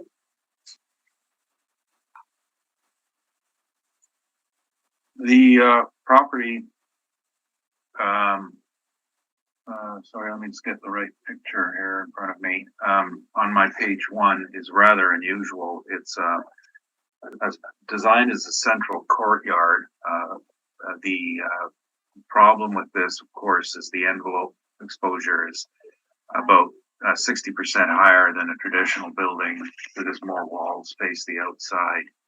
And so the apartments all go around the exterior, and then there's a interior hallway on the inner courtyard. The feature about it, which is the most difficult, and I'm speaking from several inspections. I was just reading my first report that I did in 2015, is that the underground parking is not heated or insulated. And the issue with that is the freeze-thaw humidity cycle. And what happens is warm days, you build up your heat and your humidity. At night, it freezes and it gets into everything. So that's been the problem over the years, is the constant repair and degradation of the parking level. It's the floor is now reduced to gravel. And I apologize, I didn't have pictures for you. Or the person who prepared this didn't know where the pictures are. I was just looking at all the pictures, and I'd certainly be glad to share them with you, or you can take my word for it. But that's the problem with the building, is the lifespan issue and the unheated parking portion. Essentially, it puts the building in a low lifespan. The style of building, it's pretty much vintage, and they have had vacancy problems over the years, and natural vacancy problems, which is not specific to our market. It's just an undesirable. You see our page 1 and our listing of the vacancies over the years. This is running at much higher than market. And this is really the problem with it, is investment value. Our difference in NOI is obviously attributable to different years and different costs that come through on the property, and better better years than most in the last three, worst before that, and anticipated to be a difficult investment itself. The issues, like I said, that I brought up, which and unfortunately the person who wrote this report was not aware of the degradation issue in the parkade. It will reach a point at some point where it won't be usable anymore without a massive multi-million-dollar workup, and that's just they'll just have to do with outside parking and close it all up.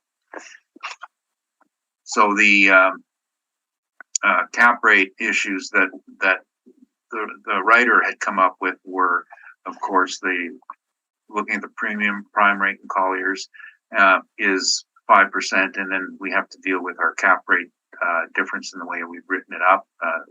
The lower level of parking, a location issue is not a major concern here, and I probably wouldn't agree with the location in this. This is a fine location for multifamily. The design and layout, I personally, being in there several times, be far more critical.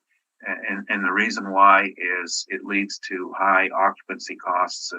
They still pay for utilities. So the building operator is stuck with those costs. And with all of your walls facing the outside, it just becomes less economic to operate. Quality and condition is lower than indicated here, and the relatively 1960. It's like a time warp. It's I guess you could shoot a 1960s movie in there without a problem. My personal take on the cap is, again, this would be up in the category of the 10-55 grand area. It should be in between 7 and 8%. And coincidentally, since we have heard that property today, I did inspect all three of the properties. Well, the other one was 10-25 grand in 2015 and 2016. I was just refreshing myself on my notes and did full reports on them for a very different reason. So this is firsthand knowledge. This isn't just making speculation or hearsay. This is me doing my inspection and determining the quality and condition. It's low. It's a very interesting building with the inner courtyard architecturally, but for operationally, it's a poor performer. Again, 2 elevator doors that are, it's almost like you're in a European hotel. The elevators are about this wide. Well, I don't see that in the screen. They're not big. So it is what it is. And so my personal thought on that would have been a much higher cap. I'm not going to change the numbers today. But 7,192,000 is our number. Thank you. Any questions, Mr. Baracus? Yes, please. Just a couple. Just on your page 1, it says you use the average 3-year revenue as your stabilized amount for your valuation. Is the most recent year typically not the figure that's used in calculating a potential income? Typically, yes. In the case of this building, as you can see, with the variances in the vacancy rate, there's another factor coming into it. So you'll note that we had 18, 19, and 20, which were 10, 10, and 12% vacancies, whereas the 2 previous years being 16 and 20%, dropped it down. It's just another factor on there. This is why we chose in this case to look at an average because of that problem. A bit of an anomaly of the building, and we think it deserves this. Okay.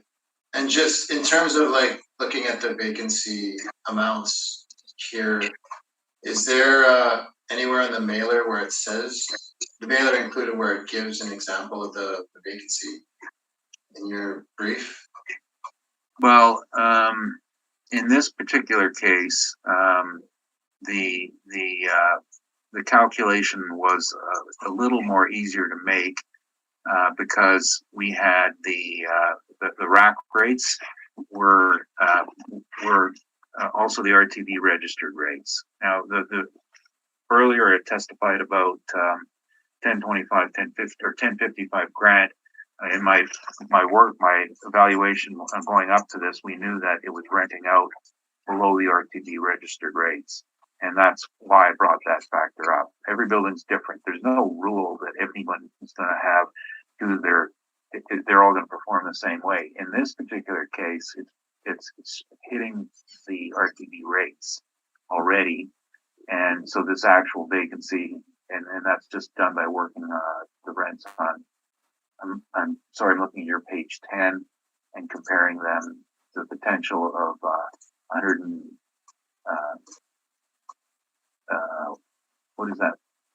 1,038,000 to the actual performance of 927,000. Okay, those are my questions. Thank you. No, I don't, thank you. Mr. Upton, do you have any questions? If I got this right here, you have the NOI at 449,497. Yeah, that was our workup on it this time around. I difficulty speaking to that. I'm just I was looking at it, just looking up previous performance. It's had 3 decent years preceded by 2 really bad years, and that's just the way it is. Yeah, I'm just looking at previous years. The 17 years I brought up isn't listed there. The NOI was 381,000. So the NOI by the assessor is 432, and yours is 420. Yeah. The assessor has a lower NOI. Yeah, he does this time around. Hey, I'm not a cherry picker. I'm just going with them as we see them. We come in with site specific issues, and hopefully it gives you some idea that we're trying to be credible as well. That's just the way it is. And cap of 625, Yeah. But I did say that, and sorry, I'm looking at 2016. NOI was 361,000. So 2 bad years, 3 decent years. And I say the model changed. The assessment's got to change every 2 years, so they had some good ones in there. Yeah, but the cap's different, and I did say I would have put it higher than this, but I didn't. So it is what it is. Thank you. Okay, thank you. I don't have any questions, so we'll proceed now with our next property, which is at 2391 Portage Avenue, and that's file number 22. 3857, Mr. X. Okay, let me pull this up.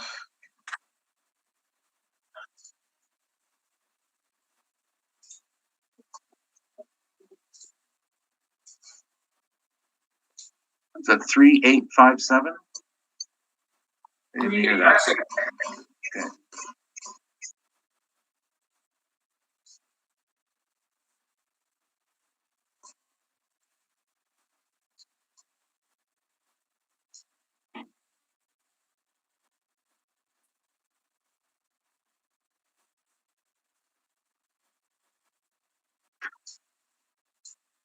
Okay, thank you very much.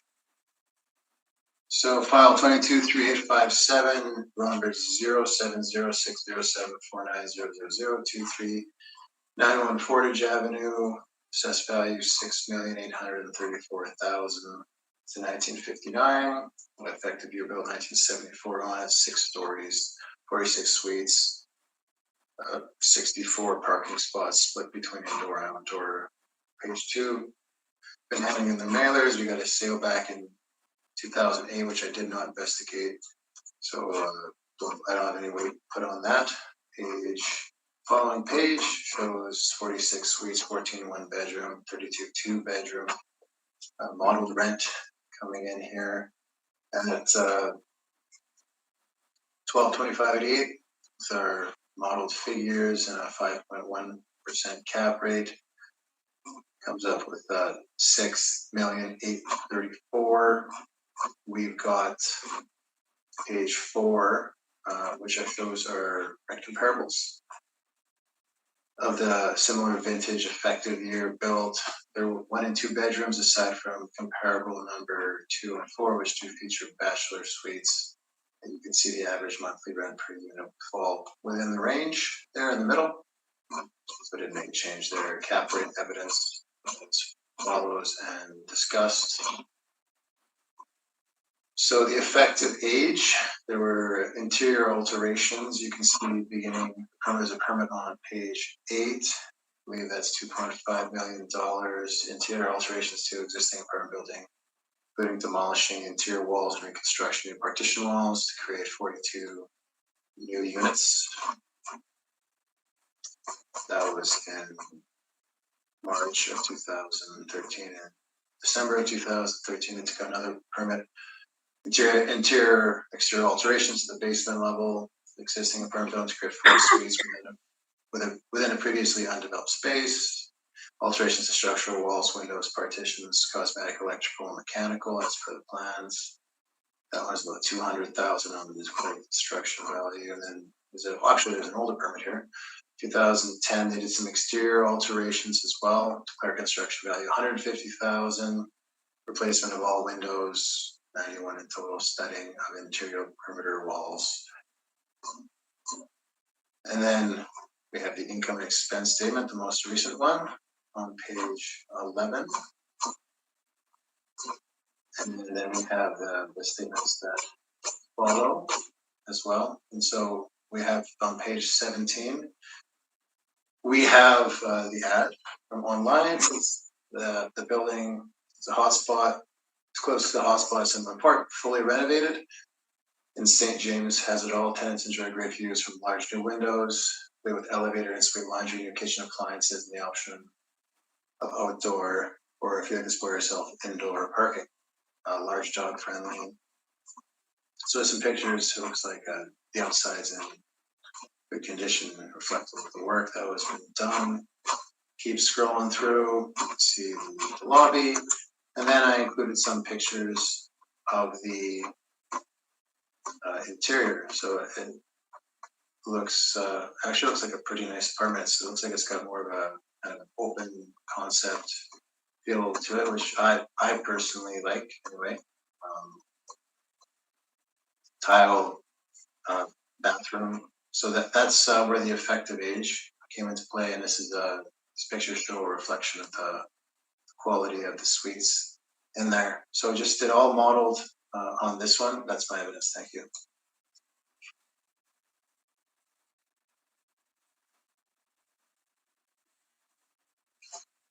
Thank you. So that's your summation, Mr. Eckes? Yes, thank you. Mr. You have any questions?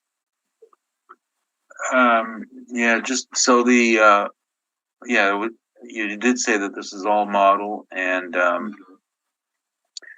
so this model then was based on a change from the year built of 1959 to 1974. Yes, there's an effective year built on it. I read notes, which I don't have access to now, unfortunately, saying that taking into account the permits, you can see in the photos, it's not 1959 in there anymore. Okay, but they didn't change the frame or the foundation at any point? I mean, looking... Put a new addition on? Not an addition, but like, it sounds like they demolished some interior walls and reconstructed some new partition walls, as read on page 8, on page 9. Interior alterations to the basement, so they created 4 suites within an undeveloped space, including alterations including structural walls, windows, partitions, cosmetic work, electrical, mechanical, and the next permit says they replaced some windows and studded some interior perimeter walls. So it sounds like they, by what you're asking in the question, it sounds like they did do some work on the frame from what I'm reading. Yeah, no, I'm just wondering if you recall, or you can have any more information on that renovation. whether or not they changed, a building, with smaller units like bachelors and join suites together. Oh, to expand them and make them bigger. Yeah, like No. a two for one. I don't have access to the city stuff right now. All I have is your brief and my brief. Okay. I can't remember. Yes, okay. I'm just looking at some historical information that there were originally 57 units and now there's 46. But that's not in your evidence, is it? No, it's not. Okay.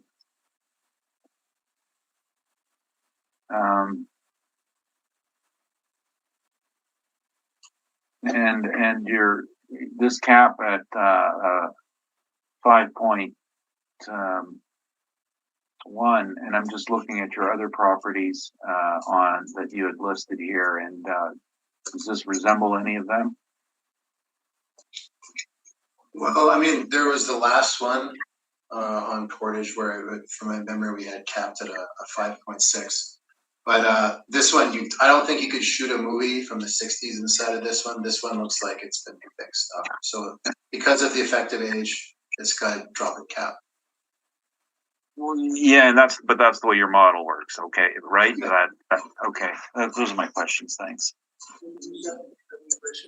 No, I don't. Thank you. Just with respect to the permits that you filed here, I see when they were taken out, and it looks like there was some extensive work done. When were they closed? Do you have the date of that? Unfortunately, I don't have that information, but it would have taken a while, I would think, to do the work they described. I'm looking at the first permit, or the permit taken out March 15, 2013. Work to include demolishing all interior walls and reconstructing new partition walls to create 42 new units. Yeah, that would have taken some time for sure, but it's done now as we're looking at the physical. So thank you. That's the best I can tell you. I have nothing more. Okay. So the photographs you have of the interior, is that throughout the building? All these suites, I guess it looks like, I'm assuming by the principal, that all the suites are newly created inside the shell. So I mean, all look like that, you know?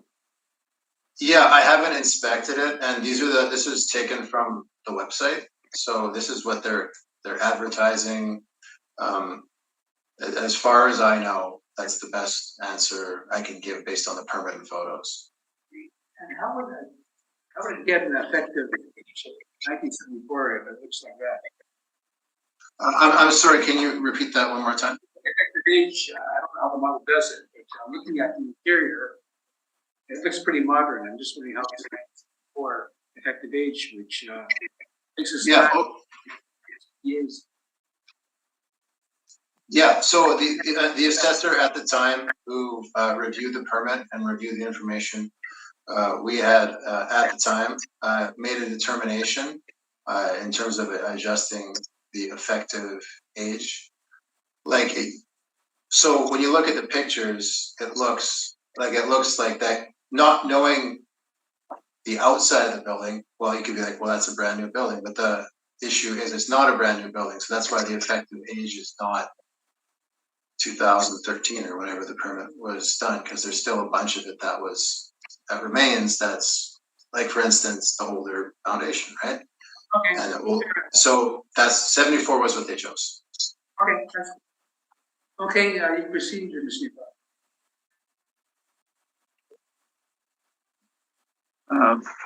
Disadvantage of not preparing these myself is that I suppose the people who work on it for us don't have any sort of familiarity with it. So this is an interesting project that our client took essentially a building that was bachelors and small units, and did a rather thorough reconfiguration of the units. And it wasn't so much even a taking two and blending them into one. There was a lot more work done on it. Fairly extensive interior reorganization. Of course, they didn't change the foundation or the frame or any major structural element. So we still have at the heart of it a 1959 building that has been redone on the inside, and that doesn't mean it's newer. That just means that they've kept up with all their work that they have to do to keep it in good condition. Now, when we're not even going to speak to the NOI, to the income NOI, because I think we're so close. The assessor used the model. We're $4,000 apart. I'm right, he's wrong. That's simple. But the cap rate, earlier the assessor asked a question the board member asked me a question about the age, and we always make a distinction between the year built, the quality, and the condition. It's not one issue, it's three separate issues. In this particular case, I do take exception with the calculation shown on our page 2, because no, you cannot change the year built. It's still a negative factor, but the quality and condition is higher than indicated here. And so I would not cap this at 5.75. I was looking more at 5.5%. It's not the top of the market, but it's a good middle range product. And our rate range, as you recall, is between 5 and 6%. This does not meet the critique for hitting a 5% cap rate. It lacks that, but it's otherwise a good example. And my number just changes. The value we're requesting is $6,264,000, and that's the NOI we have, the actual, which has been performing at for almost a decade at 5.5%. That's my presentation. Okay, thank you. Any questions, Brackus? What are you asking? No, actually, I don't. Sorry, I didn't hear that. Oh, No questions? Okay, no questions, thank you. that's fine. Okay, Mr. Up, do you have any questions? What are you asking for now, Rocky? 6,264, 6,264,000 at a 5.5% cap at the stated NOI. 5.5%. Yeah. Final value 6,264. Correct. Thank you. Any questions? I don't have any questions, thank you. I don't need to think. Okay, so now we have the last matter on the agenda, which is 2150 Furniture Avenue. Mr. Brackus, that's file number 222657. Okay, thank you. You ready? Just one moment.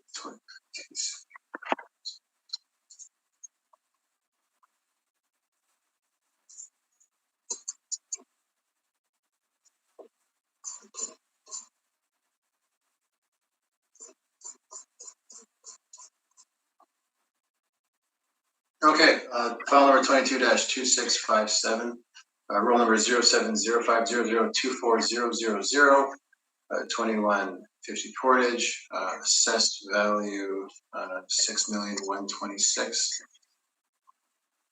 1958, no effective year built on this one.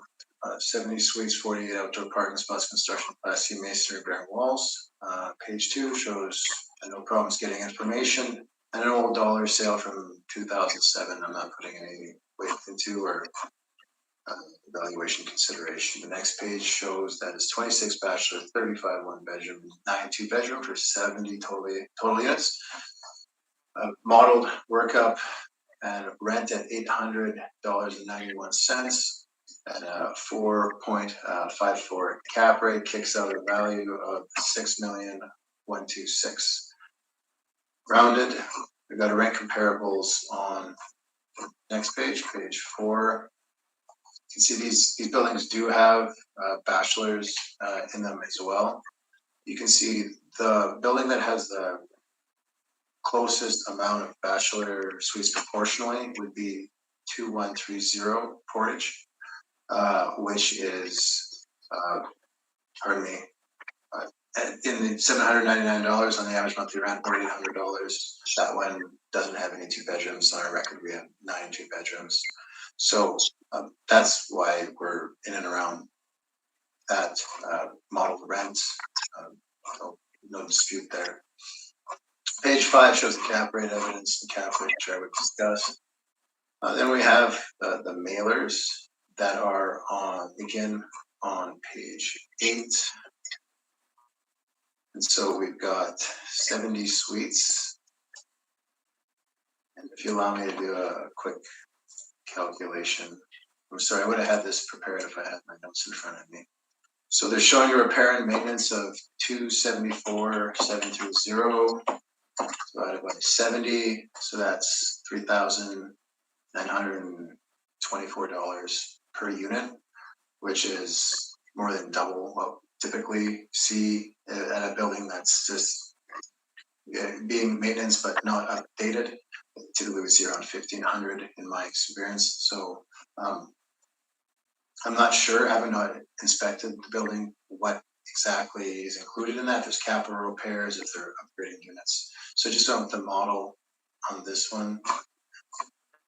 The next page, they don't show any vacancy, and then the page after, they're showing the potential is 661,281, and that they're collecting 659,666, but they're not filling out that line where their potential is 19,000 parking, but they're not indicating how much parking they're getting in that column on page 8. So it's just unclear if that was included in the first line or it was just not put in.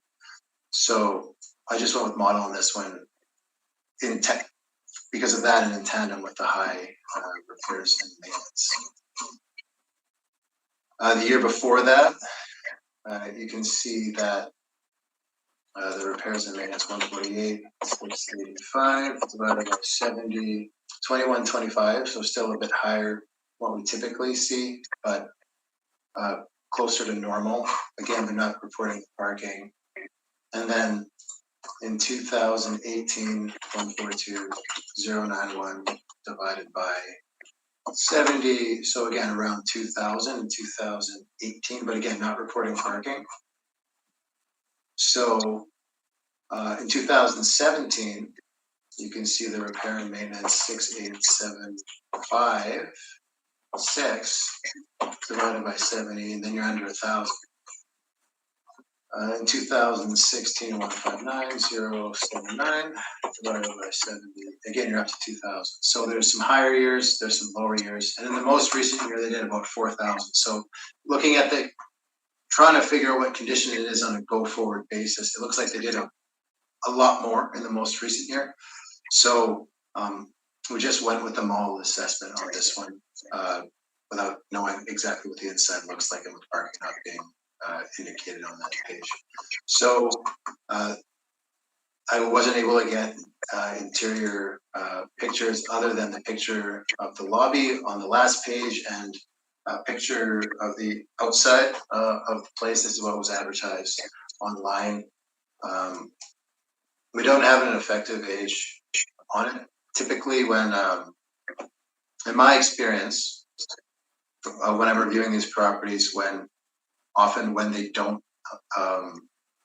advertise what the inside of the suite looks like, you can, more often than not, it hasn't been renovated. So that makes sense in regards to our 1958 effective and actual year built. That's my evidence. Thank you.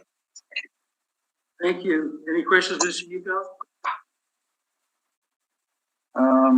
Yeah, so 1958, and in this case, 5.45%. And just, you think that's consistent with the model has done for the other buildings we've heard today? I was just making notes as we went along here. 1964 at 6%, 1959 building, I think I've forgotten the number already, 5.6%.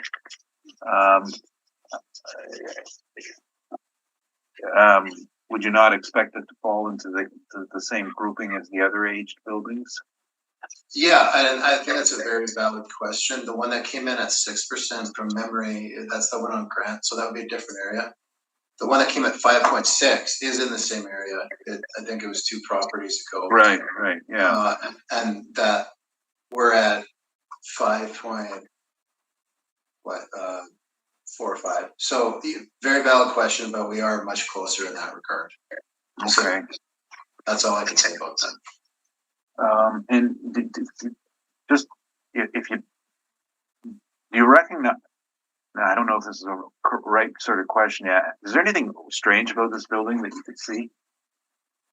I'm just wondering if you noticed something strange. Honestly, I haven't inspected it. All I know is the pictures from the outside of it. It's got a big logo on one of the walls. I know that doesn't tell you much, but unfortunately, no, I haven't inspected it. Those are my questions. Thank you. Any questions, Mr. Mayor? No, I don't think so. Thank you. No, Mr. Upton, do you have any questions? I don't have any, thank you. Yeah, and I don't either, so Mr. You don't proceed. Yes, thank you. So my question, I was just trying to get a lead in. The building, the disturbing factor about the building is the small building unit sizes, and you're on the river. It's not the right meat match. What you would probably want for something like this is, the last property we heard where the owner took and combined units, made them larger. Doing it for something like this would have been the project where it would have been far more successful, because then you get Riverview in it, and you get you're going to try to rent it to and get higher rents and appeal to people who can afford the aesthetics. I'm not entirely sure about the history, and I was trying to find out from Smith Agency if this was part of the original Deer Lodge, which is across the street, and hence the small bachelor units as part of I thought they said at one time that it was a residence for the nurses or the workers on the site, and the land immediately to the east of it is Deer Lodge's land. But that makes sense. Our income is, I use this opportunity to I don't think the income we've done has been calculated correctly, because in this particular case, we should be using the last year's income and the average of the expenses. So my NOI should be higher. It's the NOI I'm changing to follow that procedure. It's 321,000, and I'm just rounding the numbers to the nearest thousand, because there's about a $23,000 difference, approximately, or a $22,000 difference as the result of using the average rather than the final year of income. We do have 10 years of income on it, and I went back all 10 years and read them while I was listening, and realized that this one should be changed. So NOI is 321,000 to be stabilized. The R&M has been high in certain years, and you can see that in 2020 it was high, and it was we adjusted it, and in 2017 it was high, 2016 it was not. And so the stabilized expenses, we're using 126,000, are a bit lower than the good years that it has. It's usually been averaging about 134,000 a year in expenses, our repair and maintenance expenses. And one of the reasons for that is just the ongoing requirement to deal with the riverbank stabilization. Most of the multifamily blocks, and you can see how close it is to the Assiniboine, do have to deal with crumbling cement and making sure they keep it stabilized and they keep their ground stabilized, which is one of the issues with it. As far as the cap rate is concerned, the factors on this, again, the best rate is 5. the Class B rate is 6. This is not even a Class B, and you can see our definitions on page 24, multifamily, low rise, high rise, and we grade them A's and B's. This is not an A, this is not a B. It's below that. And I think if there was a positive issue, and we should always sometimes talk about the positive issues, I think that this would make a very interesting redevelopment project as a shell building for redevelopment. And that's probably why it wouldn't be at a worse cap rate. It would draw some interest from investors who saw an upside on this. But as it stands now, the issues have to deal with the number of parking stalls, where it has, I believe it's 45 stalls for 70 units, certainly not adequate. And high degree of bachelor and 1-bedroom units. Now, in the ranking here, that was graded to be 3 points rather than 5. I would go further and say I would put that at a 1 or a 0. It's just not a good feature in this location to take advantage of it. Year built, as I said before, you can't change year built. Quality and condition, it's mid. It hasn't had any major work done on it. It's just upkeep. It's in a good condition for its age. And the high repairs and maintenance are just a feature of this. They don't go away. Even if you remodel, they don't go away. So the 6.25% cap is would remain unchanged, and my revised value is $5,136,5136.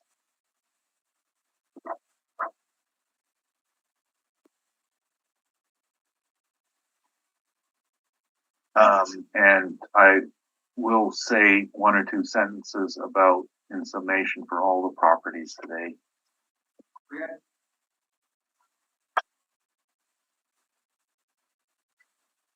Okay. See, destination.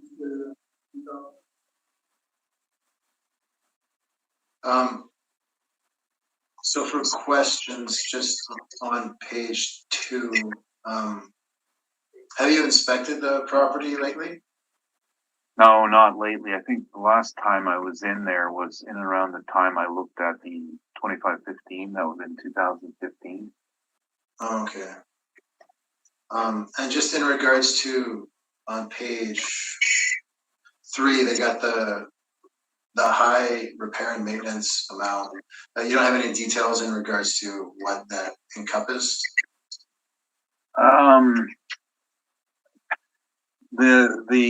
This is a Smith agency property, and they have a very different viewpoint on expenses and repair and maintenance, and it's going to be likely a targeted 1 year rejuvenation of common areas is what they would do, and then another year might be another small project. So it's just a series of small projects. But there's an interesting way of reading these things that we've learned over the years, is to look at the sorry, what was the file number here? I accidentally closed everything. 2657. One of the ways you can read these properties to determine where the work is going is, I mentioned earlier about 1055 Grant, how there was RTB registered rates because of all the structural work they had to do, even though they can't charge those rents. Now, if you look at this building, and for example, the mailer indicates a potential of 680, and then the actual was 659, so we're having $21,000 difference. That's just a vacancy. So that gives me an idea of the work they've done has been non-RTB increase allowed work. So it's just required suite renovation, and so maybe have a high turnover year 1 year, and they do a suite not remodel, but a suite rejuvenation. New carpeting, new cabinets, upgrade the appliances and the fixtures. Okay, and just one last one. So just staying on that page 3, they don't indicate. I know they have potential parking. It's shown in my evidence on that one page. It's not in yours. Do they? Right. Is this something they forget to add in, or do they just? Oh no. They just. This is how do I put this? The assessment department has a way they like to see valuation. I have a way I like to see valuation. Smith has a way, and this is their way. We just live with it. It makes sense. I understand it. I'm looking at your page 10. 661 is potential rental, another 19,000 on parking for 680, and they're actually only making 659, and the difference is vacancy. They've been doing this 100 years longer than you or I, and they don't want to change it. And the act says this is what's in their way they calculate it. It's the way they keep their books. Nothing devious about it. It's just 100 years old. We don't want to change what we do. Okay. I'll just leave it there. Thank you very much. I do. You alluded to riverbank stabilization and crumbling concrete. Are there any bills, or is that reflected in repairs and maintenance? That would all go into repairs and maintenance. Now, I did not get them itemized. My pre-roll review was just like some general numbers. There's this one, and they have another one on two on Assiniboine, where they're running an average of an additional 10 to 40,000 a year, depending on what needs to be done, and it's bringing in earth and repouring certain parts that have cracked, sidewalks and parking. I don't have it itemized though. You don't know if that's even necessary here. It's not major work on this building because the Assiniboine's not a big, not the type of river that causes a lot of erosion, like say the Redwood. Okay, thank you. I have nothing further. Nothing for me. You're not an either, so thank you. Now, Mr. Rico, you indicate you had a solution. Before we'll listen to it, and we'll give Mr. Braxton a chance to respond if he wishes to do so. Yeah, I thought I don't know if he wanted to speak and if he had anything at first to provide or not. Well, no, he does, but you asked, so I'll go first. Okay. Well, what I would try to bear in mind is some issues on capitalization, which again were featured here today. And the concept of capitalization, is not, it doesn't operate independently of the rest of the world. And what we've shown in our evidence and our Collier's cap rate report is the linkage with why does capitalization exist? And it is to determine if you can afford to pay your mortgage. That's pure and simple. And the discussion, there's some comments, questions, changes over time, compression, that sort of thing. And the answer in that is pretty simple. Our page 28, there's nothing happening. The last time we had a major cap rate change was 2009, as they started 2008, 2009, when they started to decrease. In the last 5 years, there's been nothing to look at in terms of the differences. They're minor. So there has been no change to say the market is responding with different cap rates. The worst thing about cap rates in apartments has always been the misuse of the renovation project. And what we're trying to do is avoid that. And I think we've given you an idea of where the market reacts. Well, we sell properties. We don't hypothetically guess what the cap rates are. Our reports, the best one is 5. A medium one is 6.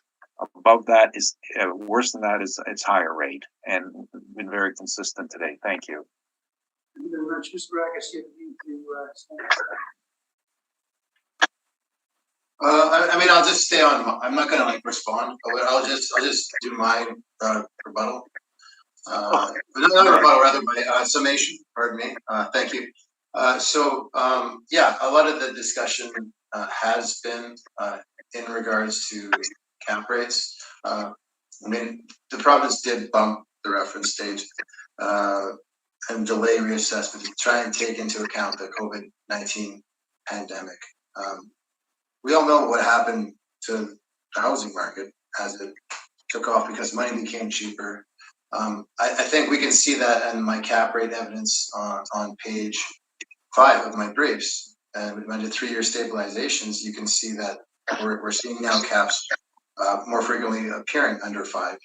And so, I mean, I've done the workups. I didn't include the workups, but I went through a lot of cap rates, a lot of sales, and these properties had 3 years of information leading up to the sale price. So I'm happy they're in line with the models putting out. So therefore, I'm confident in the range that the model has and the rates that are assigned by the city. Thank you. Thank you very much. Well, sorry, that was a bit out of order, and he should have gone first because I do get the last word. And the point is, You can respond to what Mr. Bragas just said. yes, I will respond to what he says. I asked him a question earlier if he knew what the way people thought on April 1st, 2021. We did. Everybody knew interest rates were going up because somebody had to pay for COVID.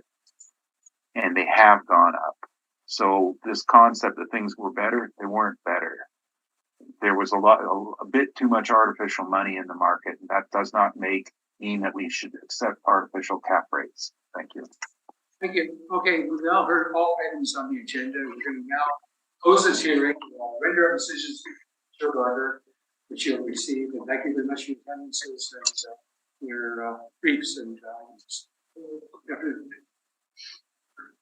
Thank you.